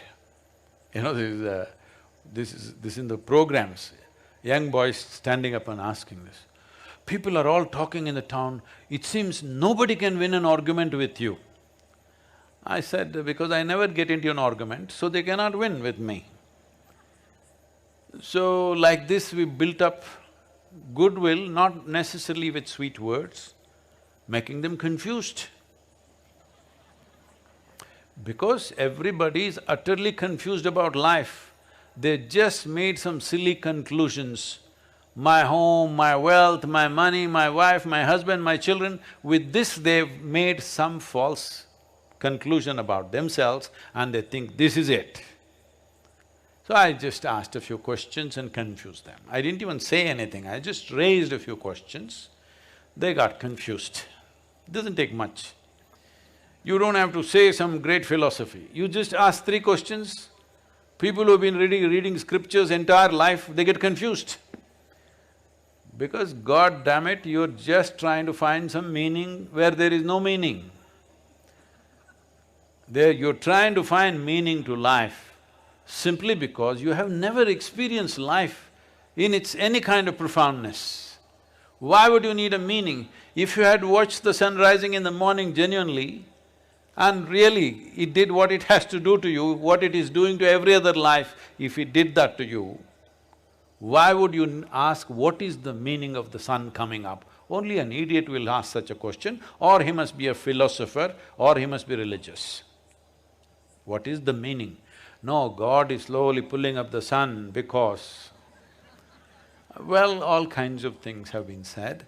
So, in the process of earning goodwill, I just raised questions that they had never raised in their life, which yielded a lot of result. Some were angry, but there was an overwhelming sense of involvement. So we built the goodwill. Till we built the goodwill, like this poem, I was thinking, how much dust to raise? Just enough for completing this one work, or should we go further, how far to go? This was always a question because I've always been an extremely reluctant guru. That's not how people see me today. People think I'm some kind of a YouTube star or Instagram star or whatever nonsense. But I'm within myself, I'm super reluctant about public exposure. I know nobody's going to believe me. But when I play a role, I play to the hilt. Till now I played, I know I need to play for some more time. Maybe one day suddenly I will stop. Not that I have any problem playing that role now. But at that time, I didn't want to really step into the world like that. I just wanted to finish my Guru's will and leave. Either live or leave, whichever way. But too many people got involved, they were putting their lives into it, so there was no leaving. But when you say reluctant Sadhguru, you're right. Many people would find that difficult to believe, given that it's been 25 years since that poem was written. And your life seems to be more dynamic than ever before. We were talking earlier about this borderline being, which is the phrase that you use in one of your poems. Is this a difficult path to tread, knowing deciding how to navigate this between stillness and involvement? It's not difficult. It's just a choice. Making the choice, I took a bit of time because I know getting involved in the world, what a huge compromise of yourself you have to make. But we made the choice and it's fine. Can people miss the stillness in this storm? That's left to them. Everything that we teach them, all the sadhana that we give them is towards stillness. But if they think I exist only on YouTube and many meditators coming and telling me, Sadhguru, every day, some of them come, every day I go to bed listening to you. I said, God damn it, I thought I am talking to people to awaken them, but you are using it to go to sleep. And some people coming and telling me, every day, Sadhguru, when I wake up, first thing is I listen to you. I said, first thing is you're supposed to do your practice. No, Sadhguru. What to do? I know that there are many other poems, Sadhguru, but I'm going to ask you at this point not to read the one that I'd originally intended, but to move on to your Guru poems, where you actually speak of your own master. These are among the most spare poems in the book and perhaps amongst the strongest, so it would be a pity to bring this to a close without reading those poems. Where is that? 161.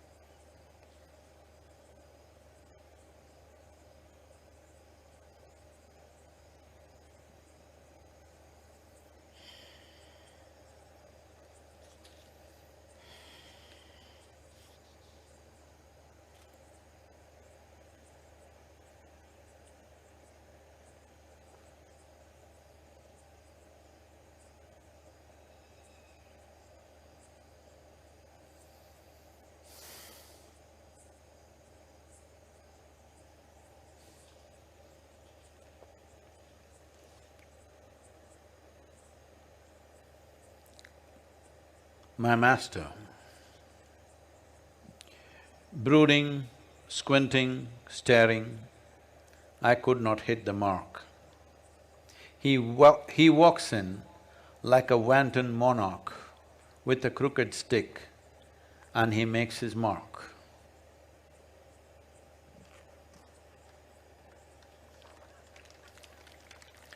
My master, lost to life and death, both I did, but moved me not. A man who walks with a stick comes to me, the able-bodied one, having seen birth and death and all that life can bequeath, still sitting dumb-stuck.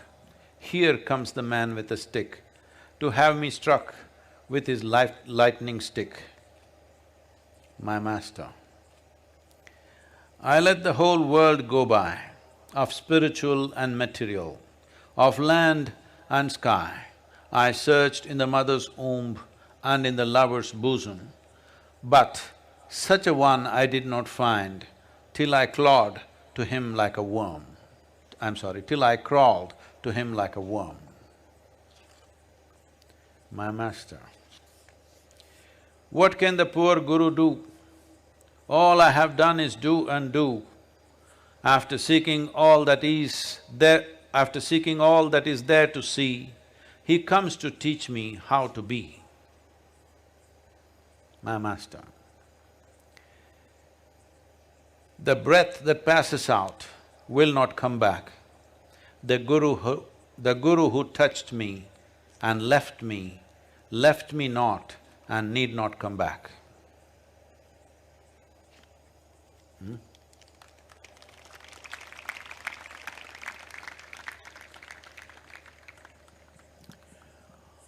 Well, this even the tissue's wet, what the hell?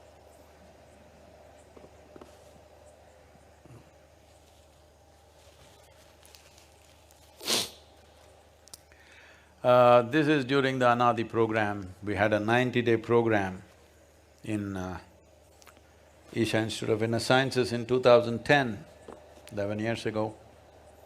Well, in many ways, as the wholeness program here, there it was the Anadi. So, it was the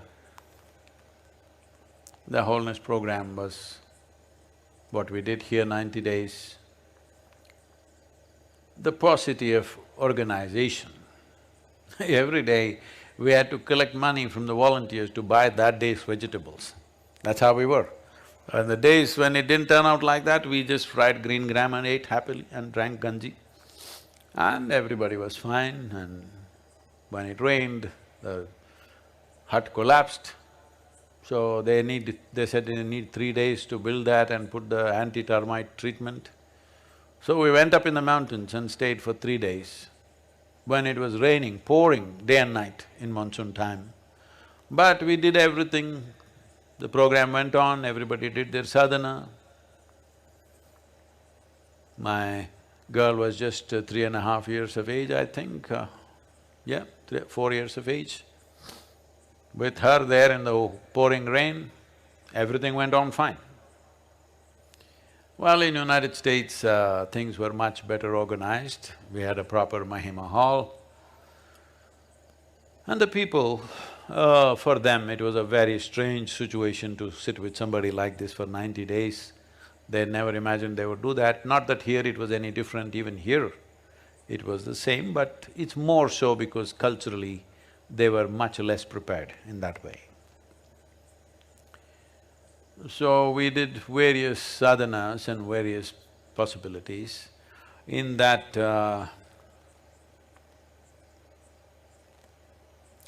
this is something that I always see when I speak something or in some way when I touch somebody's lives. The next thing they will ask me, Sadhguru, who is your guru? They think I went to some school. It's like, if you write, if you write good poetry, people will ask, who taught you English? Which college you went to? Like that, that's the same question. Well,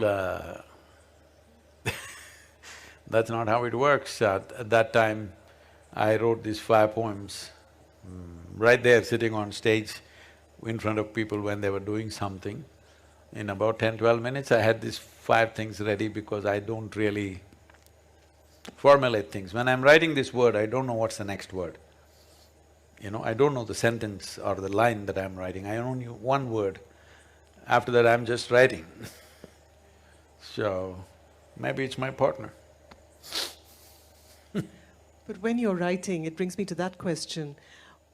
There's another point in the book where you call yourself this fathomless empty page. And what would make the empty page, what would impel it to fill 550 pages of poetry? Where does that impulse come from? When you are eternally empty, you can do what you want. See, it's like this. You can take photographs of yourself, selfie, of course, today, as many as you want, they will stay. It'll keep on occupying the memory of your phone. At some point, your phone will say, enough of you, beauty queen, stop, because it'll memory run out. But every day, 24 hours, you can stand in front of your mirror and do what you want, all right? You can dress up in 100 different ways every day and show the mirror. Even if you happen to live for 1,000 years, it will still show you who you are. because there's no memory. So that's an empty page, there is no memory. There is a dimension of intelligence within you where there is no iota of memory. It's uncontaminated with memories and meanings. Once that page is open for you, you can do what you want. It's like writing on water. You can write what you want, it'll be gone. Is it an outpouring, or is it a need to actually address, as in the case of your master poems, you said you were actually addressing questions Usually, that as people I say? said, usually it's by the order of the publishing English pub, they're called. It's not… they don't serve beer there, it's English publications department, all right? In that there is a Kartupu department, it's called forest flower. From there they order. Okay, suppose they were not there, would you be writing poetry? The forest flowers are always there, isn't it?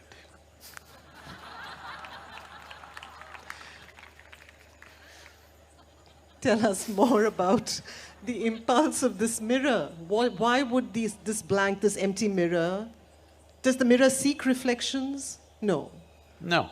So why does it write? Why is this blank page creating printed pages? But somebody is coming in front of it, so it reflects. So it's movement, it's in complete stillness, but this dynamism of the outer world impels it to write. I wouldn't say it impels me. See, I'm not an inspired writer like that. I'm not an inspired anything, really. I'm essentially… for lack of vocabulary, I would say, fundamentally I'm just lazy. I don't like to think, I don't like to do anything. I never usually think. It's just that people think they have to practice thinking, and they're all the time thinking. It's a worn-out machine. See, this is a machine. Physical body is a machine, the more you use it, the better it gets. This is a machine, the more you rest it, the better it sees it. The more clear you make it, the better it sees it. So, a mirror need not be fuzzy because of too many things written on it. Because you didn't like your own image, you put lipstick on the mirror also. Now there's a problem. Whatever you put on yourself, no problem, isn't it? So a mirror is not impelled by anything, but doesn't resist anything. Doesn't matter what kind of creature you are, a mirror doesn't resist, isn't it?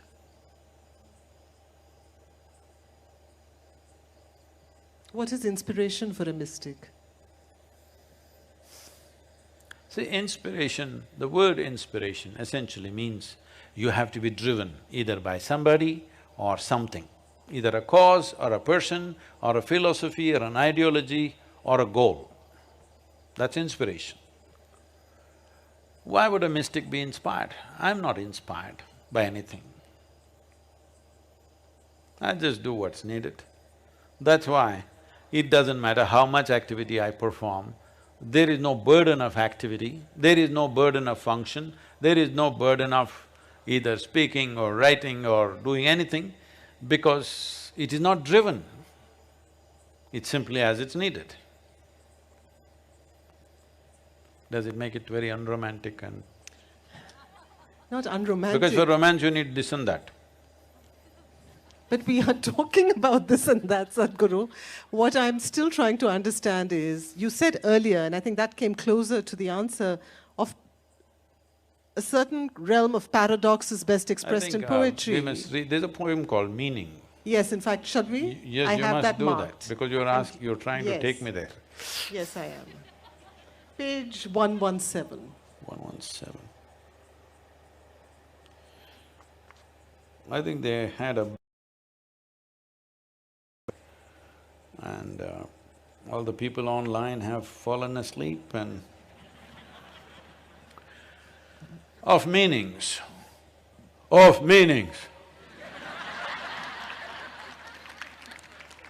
Okay? Call it what you want. love, friendship, purpose, or God. You're scanning the invisible for an illusion that may assist your life to find meaning. I'll read that again. Call it what you want, love, friendship, purpose, or God. You're scanning the invisible for an illusion that may assist your life to find meaning. In abandoning this search, shall you find the invisible presence sans meaning. To ride this great phenomena of creation without contamination of meanings. It's a human problem, meanings. Nobody else, no other creature is looking for a meaning. It's only human beings who are looking for a meaning. This is a very, what to say, a very paltry or a puny way of using the intelligence that is invested in us, trying to give a meaning. Even the cloud looks like Shiva. Oh, if your heart is so full with Shiva and you see him everywhere, that's fine with me. But you saw the cloud, Shiva, Parvati, and you want to tell everybody, you know, only I saw. Cloud was in the form of Shiva. You are one big… You know, Shiva has an animal with him, his vehicle. So, this meaning is you're trying to give value to life because you've not realized the value of life. You do not know the value of being alive. You're trying to find a meaning. You spoke to God. You know, people are speaking to God. Somebody said this very nicely, I forget the exact words. If you speak to God, it's okay, but if He speaks to you, that means you need to go. You know where? So, somebody is speaking to God, somebody is speaking to their lover, somebody is speaking to their husband or wife or child or whatever, not out of sheer joy and involvement, simply to attach meaning to their lives. Otherwise it'll become meaningless. I want you to know that your existence is a meaningless existence. You are a speck of dust in this cosmos. It's meaningless, but it's phenomenal. If you experience it, it's phenomenal. If you mentally, psychologically try to search for a meaning, you will make up meanings which will all be shattered. I hope life shatters it. You know, I bless people, may you be disillusioned. Sadhguru, why are you saying this? Are do you want to live with illusions? The sooner you're disillusioned, the better it is for life. But most people are disillusioned towards their death. That's a latecomer. Late goer rather, no, latecomer. Because they're just coming when they're about to go. You speak in several poems of this kind of meaningless… Half the audience is asleep. This is the nature of…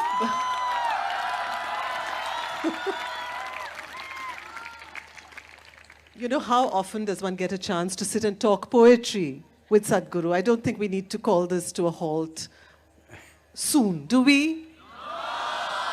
Not here, there are people online in the comfort of their homes, they're… They can watch it later. Sadhguru, I think there are many poems here that speak of this kind of effervescence without purpose, as you call it, this meaninglessness, which I think many people… These are the poems that make me pause time and again, because we may talk about life without meaning and, you know, this purposeless existence. You don't say life without meaning. That'll mean something else. Yes, but many people think they're on a spiritual journey because they're looking for the meaning of life. That is the whole problem. All they're looking for is an explanation. You just have to… This is why so many people can be so easily, what do you say, radicalized, because they're looking for a meaning, all right? How you get radicalized? Only if your radicalization leads to some kind of violence, physical violence, people think it's radicalization. No, most of the population is radical. They're radicalized. Just that they may not cause any physical harm to somebody, But I want you to understand, if you have found meaning to your life, you're a harm to humanity. I know this is going to make me super unpopular, but I'm at this stage of my life where I can be unpopular, you know. There was a time I had to earn goodwill. I'm not there anymore. So I'm telling you, if you found meaning to life, you missed it, because you can only make up a meaning in your mind. There is no meaning in the sky anywhere. There is no meaning in this cosmos anywhere. It's only in human mind you can make up meanings. So you're faking something and you're thinking it's real. My blessing is may you be disillusioned soon, so that maybe realization will happen.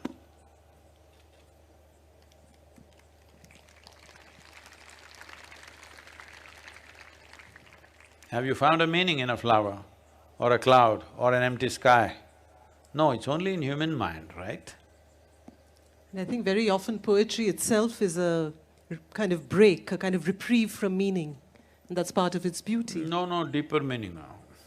Rhythms, sound, all of that can Deeper sustain.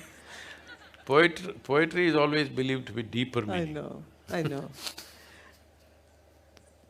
I know that there are questions that are coming in from elsewhere as well, and we'll come to them in a moment, but it's very difficult to not ask Sadhguru to read some of the poems that I think are the most unusual in this book, which is poems of utter tenderness.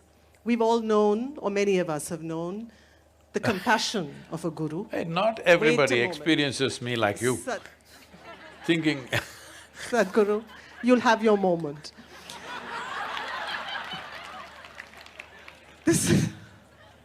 This is not the incisive, crisp, authoritative, sometimes steely Sadhguru. This is a particularly tender, vulnerable Sadhguru. And I think it would be good for us to hear that in the poems. Too much tenderness. Or just tenderness. What is that? 268.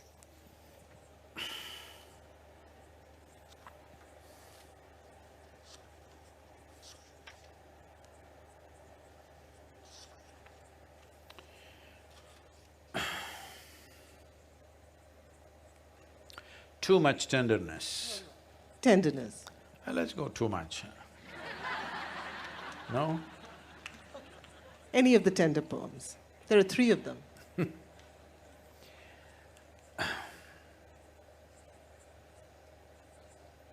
Let's do tenderness. I thought so. Tenderness, the irony of life, that I should now be doing…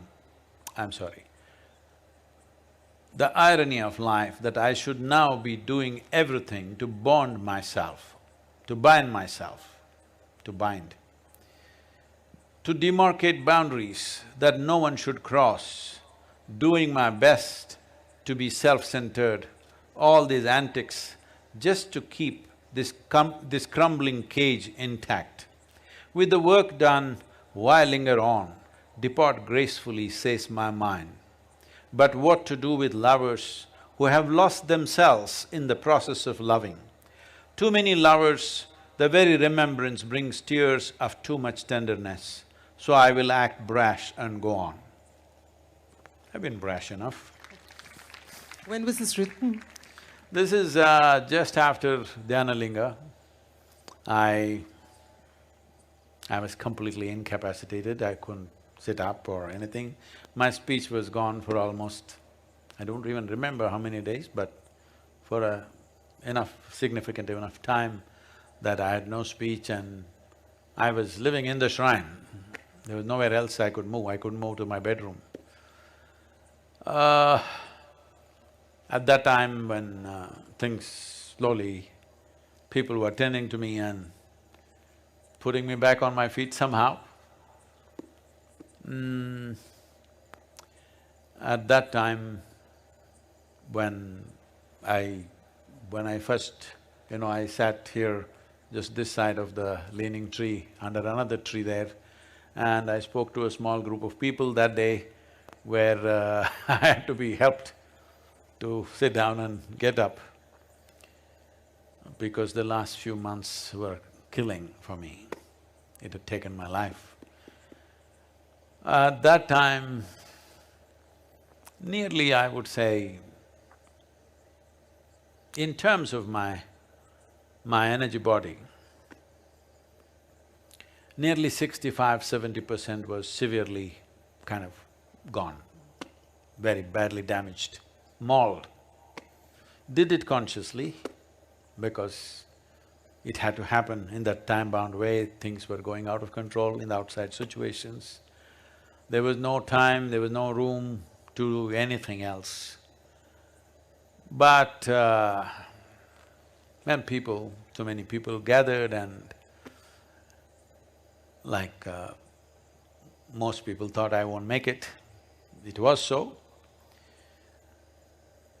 So at that time the effort to come back was too much, to build back the system and put it back. Quite a few people stood with me, you know. There are no words for it, how they stood with me.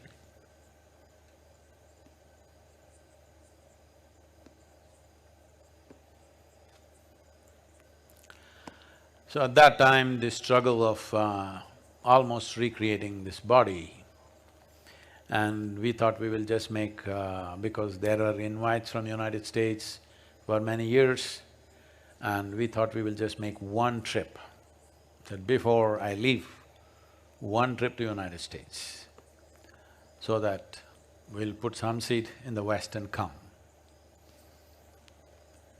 So when I went there, because there were so many medical issues, nothing was diagnosed. Every time there's a blood test, bizarre, diagnosis was being made that I have cancer here, I have tumor there, I have this and I have that and all kinds of things. But every other day it kept changing, all these diagnoses. Then the doctor said, the way you are, we have to declare you as blue light emergency that you cannot fly. I said, please don't do that, I have to go back to India. Because if they declare you blue light emergency, they won't let you get onto an airplane. Then I had to literally request the doctor, please don't do this. He said, no, Sadhguru, you cannot go onto a plane which is more than 3 to 4 hours. If something happens, it'll be a medical emergency that cannot be handled. I said, it doesn't matter, I need to go back home, I need to go back to India, I'm not going to die here. And I won't die on the plane. So, when it was like that, the amount of effort it took to put this back, definitely there were thoughts, is it worthwhile doing that? Because it took so much effort. There were too many people who mattered. Well, here I am.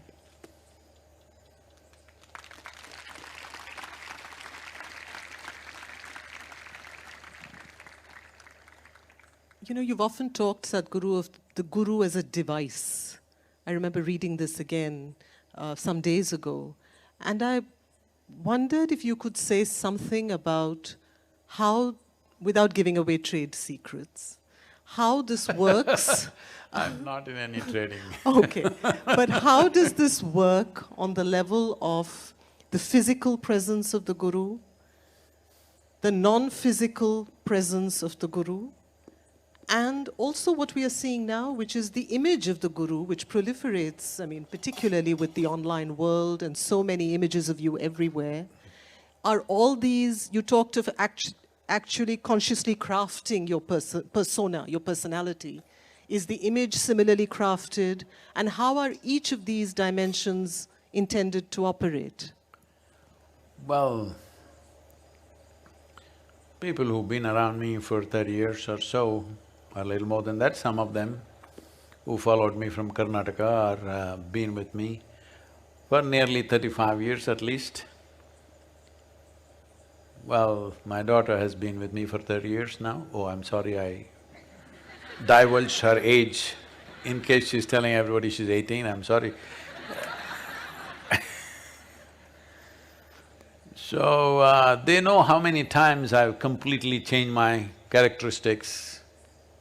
everything that I am, the way they knew me, I'm like that. Depending upon the type of action that I'm preparing for.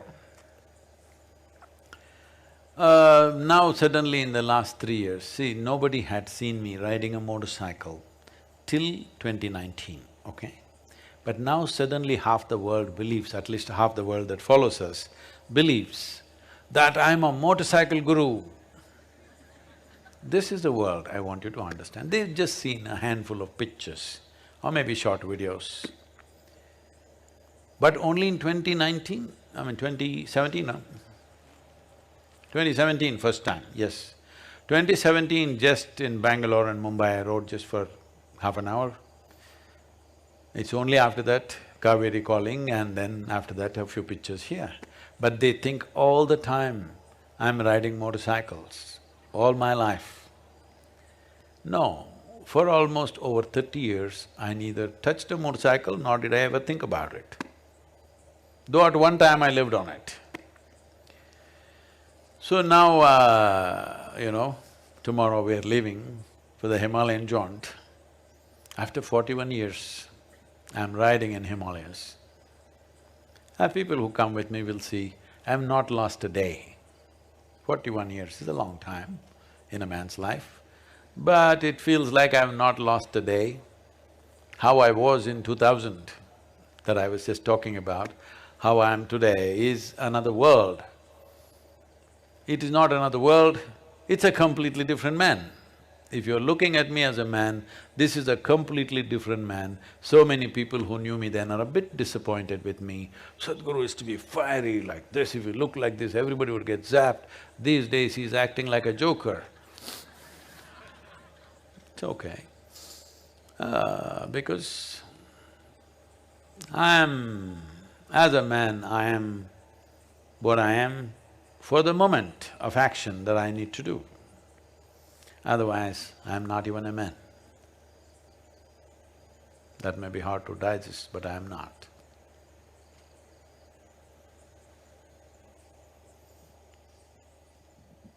Is there anything more you want to say about how the device works? Is door a device? In a sense, yes. Yes, you need to walk through it, only then it works.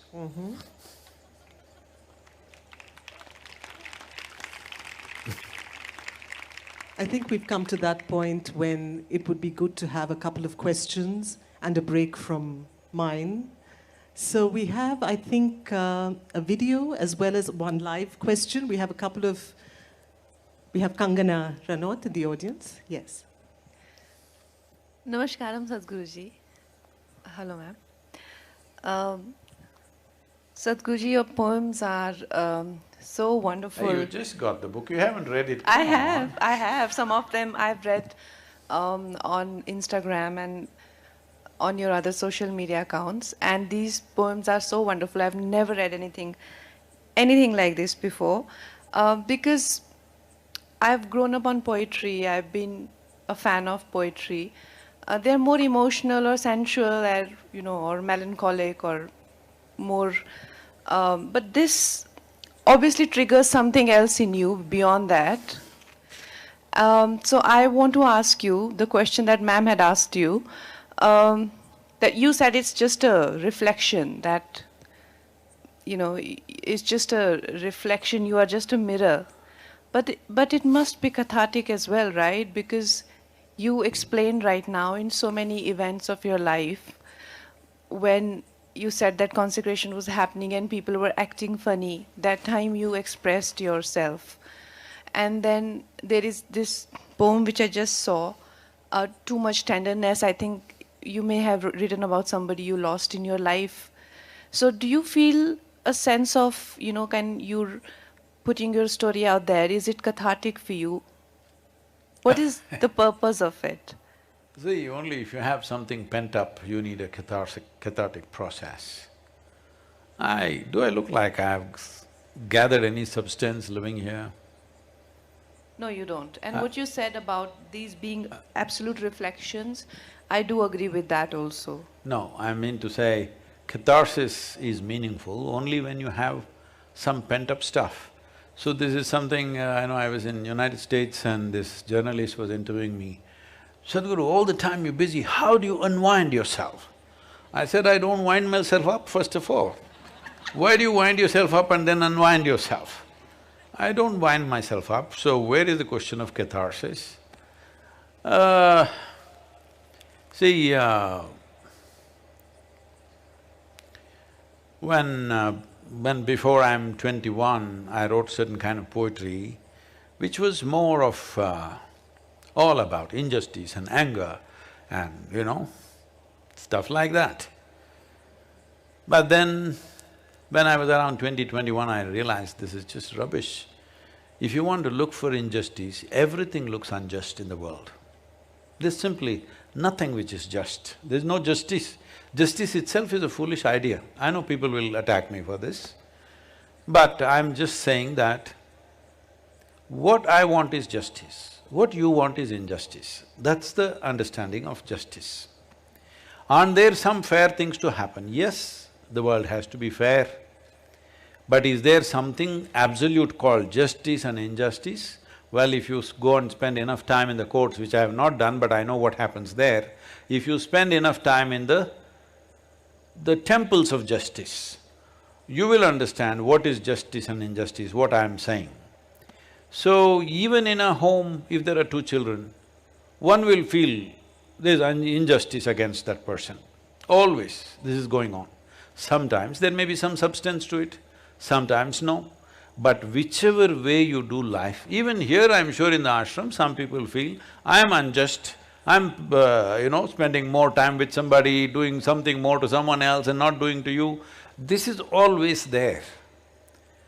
So is there some way to do life in such a way that everybody will feel they got what they have to get? No.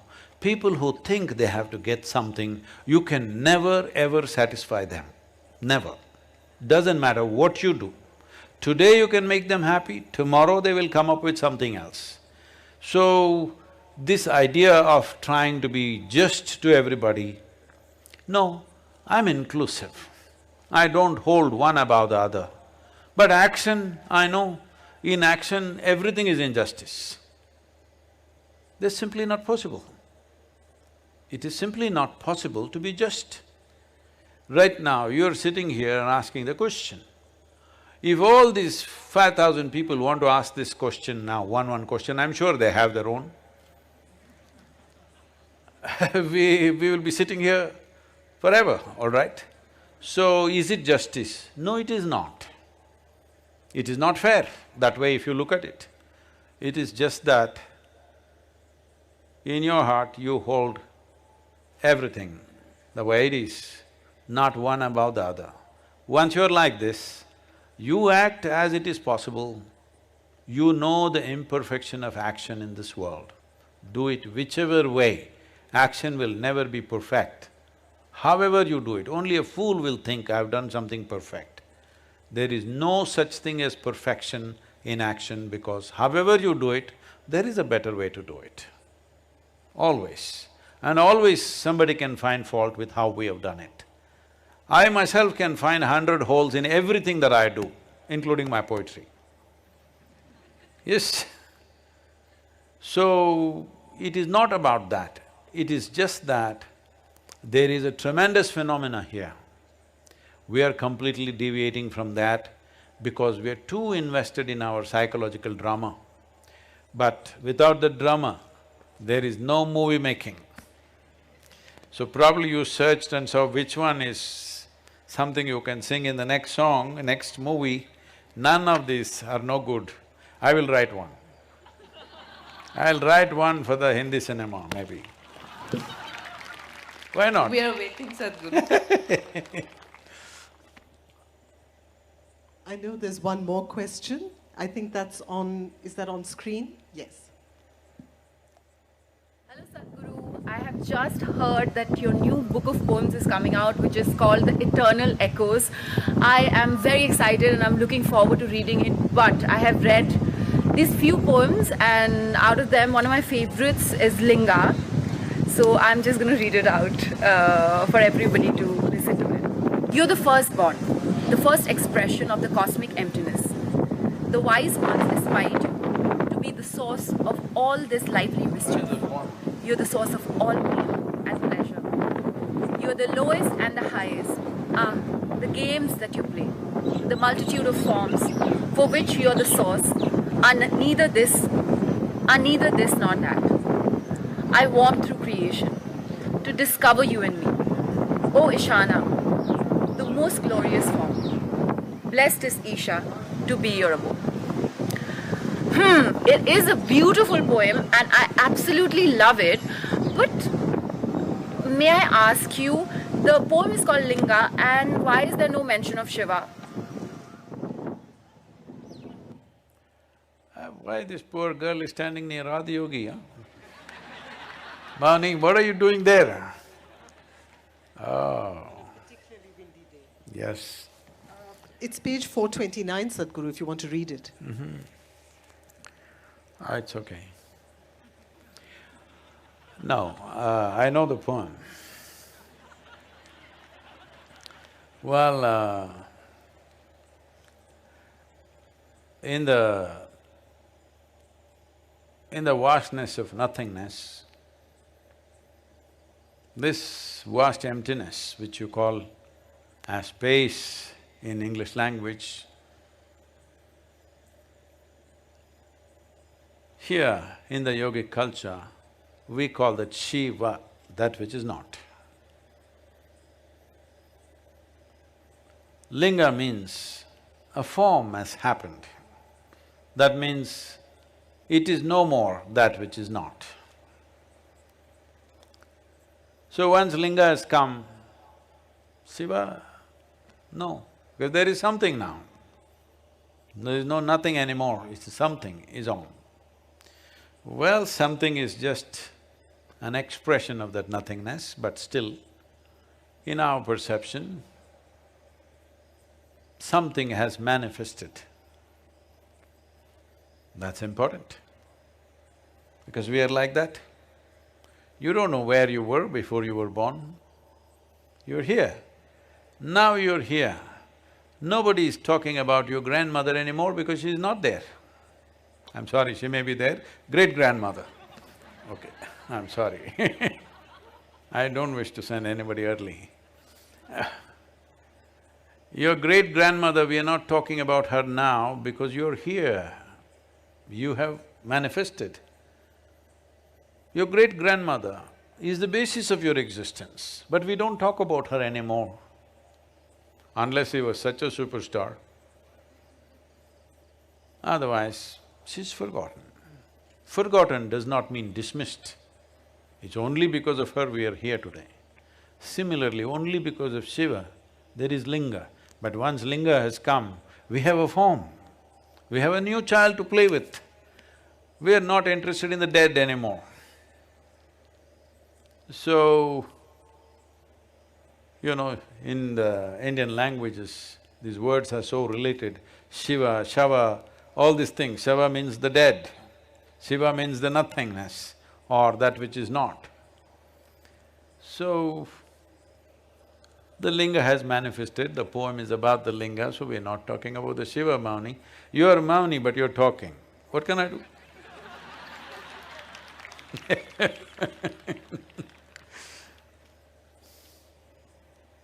Sadhguru, I know that you wanted to have other tones entering this conversation, so I'm going to move to your place poems. There are several poems in this book that are about places. And I think what makes it different from the typical postcard poem is the fact that we actually see Sadhguru participating in the invisible inner history of many of these places that he visits. So I'm going to ask you to read this poem called America. Oh, what's the picture? 508.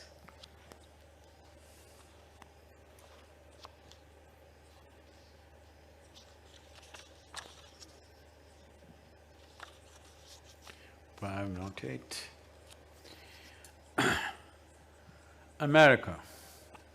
The brooding darkness of these woods fed upon the native blood In the twisted tangle of the fallen wood, the spirit of the fallen Indian stood. O brothers, your identity a mistake, those who oceans crossed did make. The greed for gold and land laid waste the spirit of wisdom and grace. The children of those who by murder did take are taintless of their forefathers' mistake. But those who lived, fed upon the milk of courage and pride, stood as spirits of defeat and shame. O the murdered and the murderers, embrace me, let me set your spirits to rest. Don't ask me to speak about it, it speaks for itself.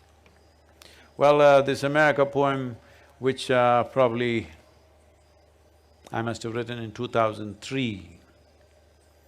Well, in 2007, 6 or 7, we bought the land on the Trail of Tears.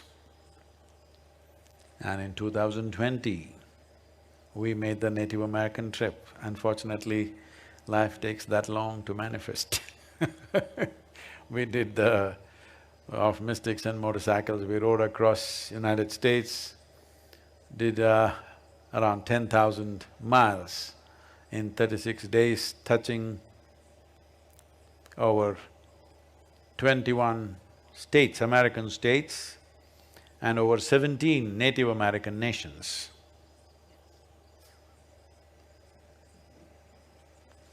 But there is a specific story here which I see that you're not getting into. Tired? No, I'm not tired, but they're all babies who have to wake up at 4:30 in the Do morning. you not want to hear the story about what the Indian who's mentioned here? This has been spoken many times. Do you accept that answer? Yes. Those are all… Sadhguru, you have a… all right, we'll give you a very brief answer maybe to this and then read any poem that you'd like to read. Oh, I don't know which one is where, so… They haven't been marked in your book? No.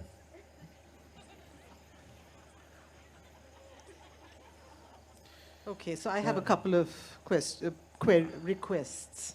Katupu is there. No.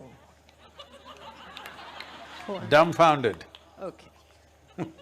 I don't know what it's about anyway. When the flower opened its petals and sprayed its fragrance into the not-so-fragrant world, dramatic as it was, there was no attendant music and there was no auditory applause. So it is when the greatest of events happen within you.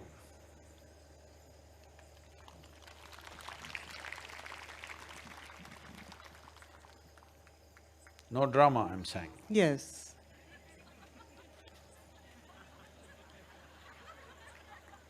When was it written? Was it written immediately after your… I really don't Chamundi remember. Hill experience? I don't remember when I wrote this, no. I don't remember really, I don't know when I wrote this. Okay, Shall I read Just Not? But you also have to read Grace and Just Plain.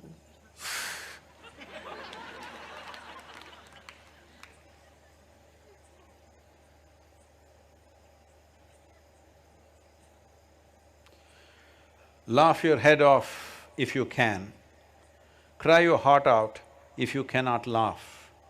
Know the abandon of doing something where you are not.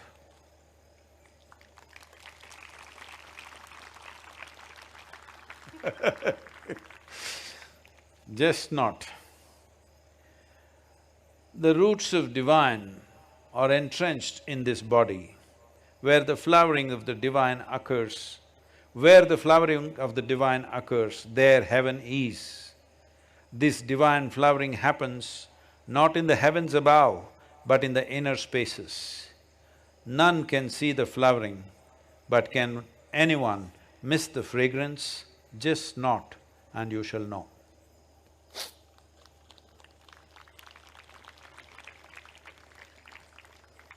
Speaking of the snort, you actually have a poem called The Smell of Shiva. What is that? 460. That's also a place poem. So tell us something about when it was written and where.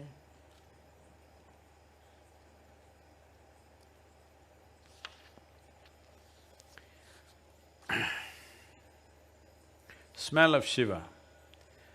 The silent mountains, stoic but full of ice, the roaring river, rapid, in a hurry to lose itself, a nameless valley steeped in occult ways, people as earthy as earthworms, found ways to bend nature to their will, seeking the mundane through magic.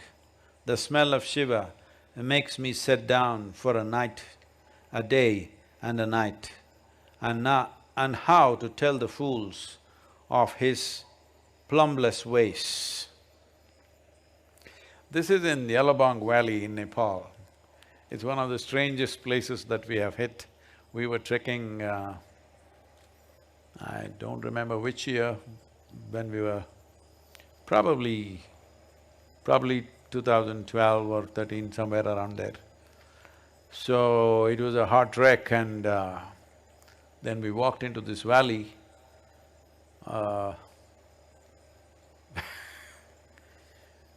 This is, like we are walking miles through nearly 4.5, 5 feet of marijuana, all full valley.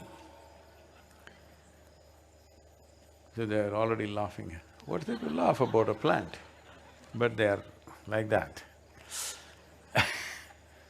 So, in many places we have to battle our way through these marijuana plants. It has a fragrance of its own. Then we found a clearing next to a roaring white river. Then I noticed some strange signs around and I started looking around. Then a few of these mountain people came, men, to investigate, and one old woman. I looked at them and I knew who they are. These are all this, there is a lot of shamanism in that. There are some short videos and some absolutely insane pictures we have of them going into all kinds of states. So, the moment I saw them, I knew what they are. Then we tried to talk to them and they're very simple mountain people. But they were steeped in occult. So there's a whole probably 40 minutes to 1 hour video on this, which they're usually playing in the trek that we go when we trek in Nepal. Maybe we can put it out for you tomorrow here.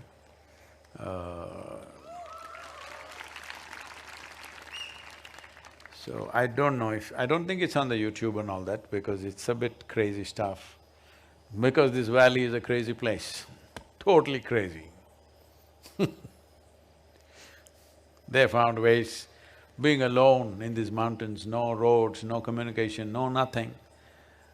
They found their own ways. Quite something. I love the title. What's that? Smell of Shiva. Okay. People do not know this. Even Padmashambhava. See, people think Padmashambhava is a Buddhist because Tibetan Buddhism has enshrined him. No, Padmashambhava always carried a trident in his hand. He is not a Buddhist monk. He had 2 wives, one Indian wife and one either Nepali or Tibetan wife. Both of them traveled with him wherever he went, always with a trident. So definitely he was not a Buddhist, nor was he a monk. He's a completely different kind. So these are lands where he traveled and later on, well, probably in his later age, I don't know exactly, but probably in his later age, he settled in Tibet, or he stayed there for some time and came back to the Gangetic Plain in his later age. There are various, beliefs, accounts of this, but essentially, he is a mystic who did things in strange ways, and some of them who traveled with me in 2019, we went to Padmashambhava cave. Oh, I don't think that's something that they'll ever forget in their life. Something incredible there. Tell us more. You can't come this far, you can't enter the cave and then not say anything. What time do you get up in the morning? No, With no, you don't laddus, have I to might. reveal, but there are many here who have to get up at 4:30 in the morning.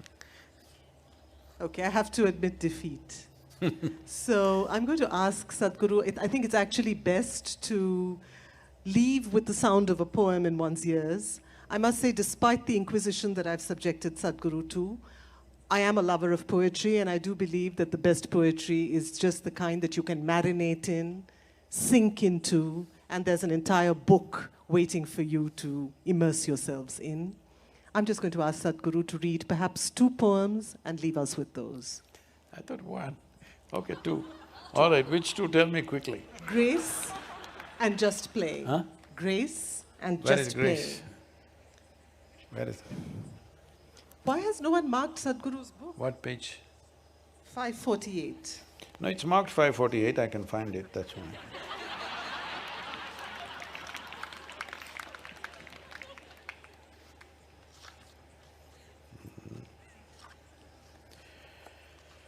Grace. We have found the fame… we have found the flame that can burn beneath the water. We have found the union that can be united under the severest knife. We have found the bliss that can bloom even in the very face of death. We have found the love that can stir most barren of hearts. We have found the guile that can slip out of hell's own corner. We have found the grace that has placed us beyond all disgrace.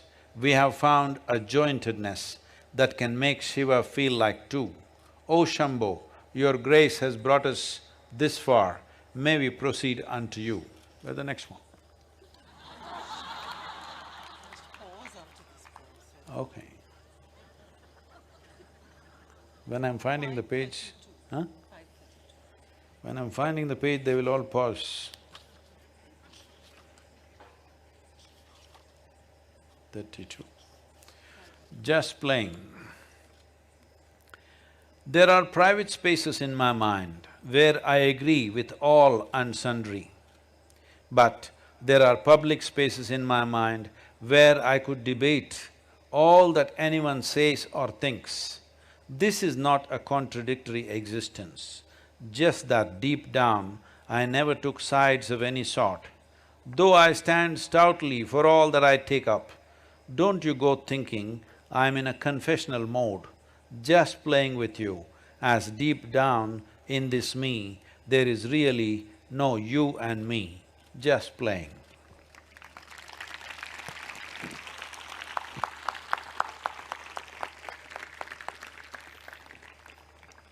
Thank you. Thank you, Sadhguru. Thank you.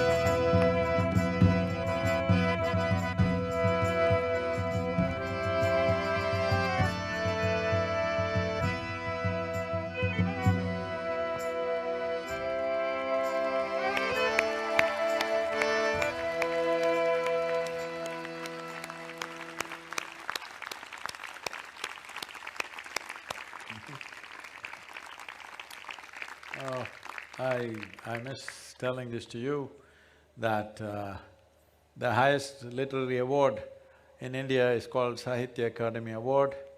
Arundhati has just won this last week, so congratulations.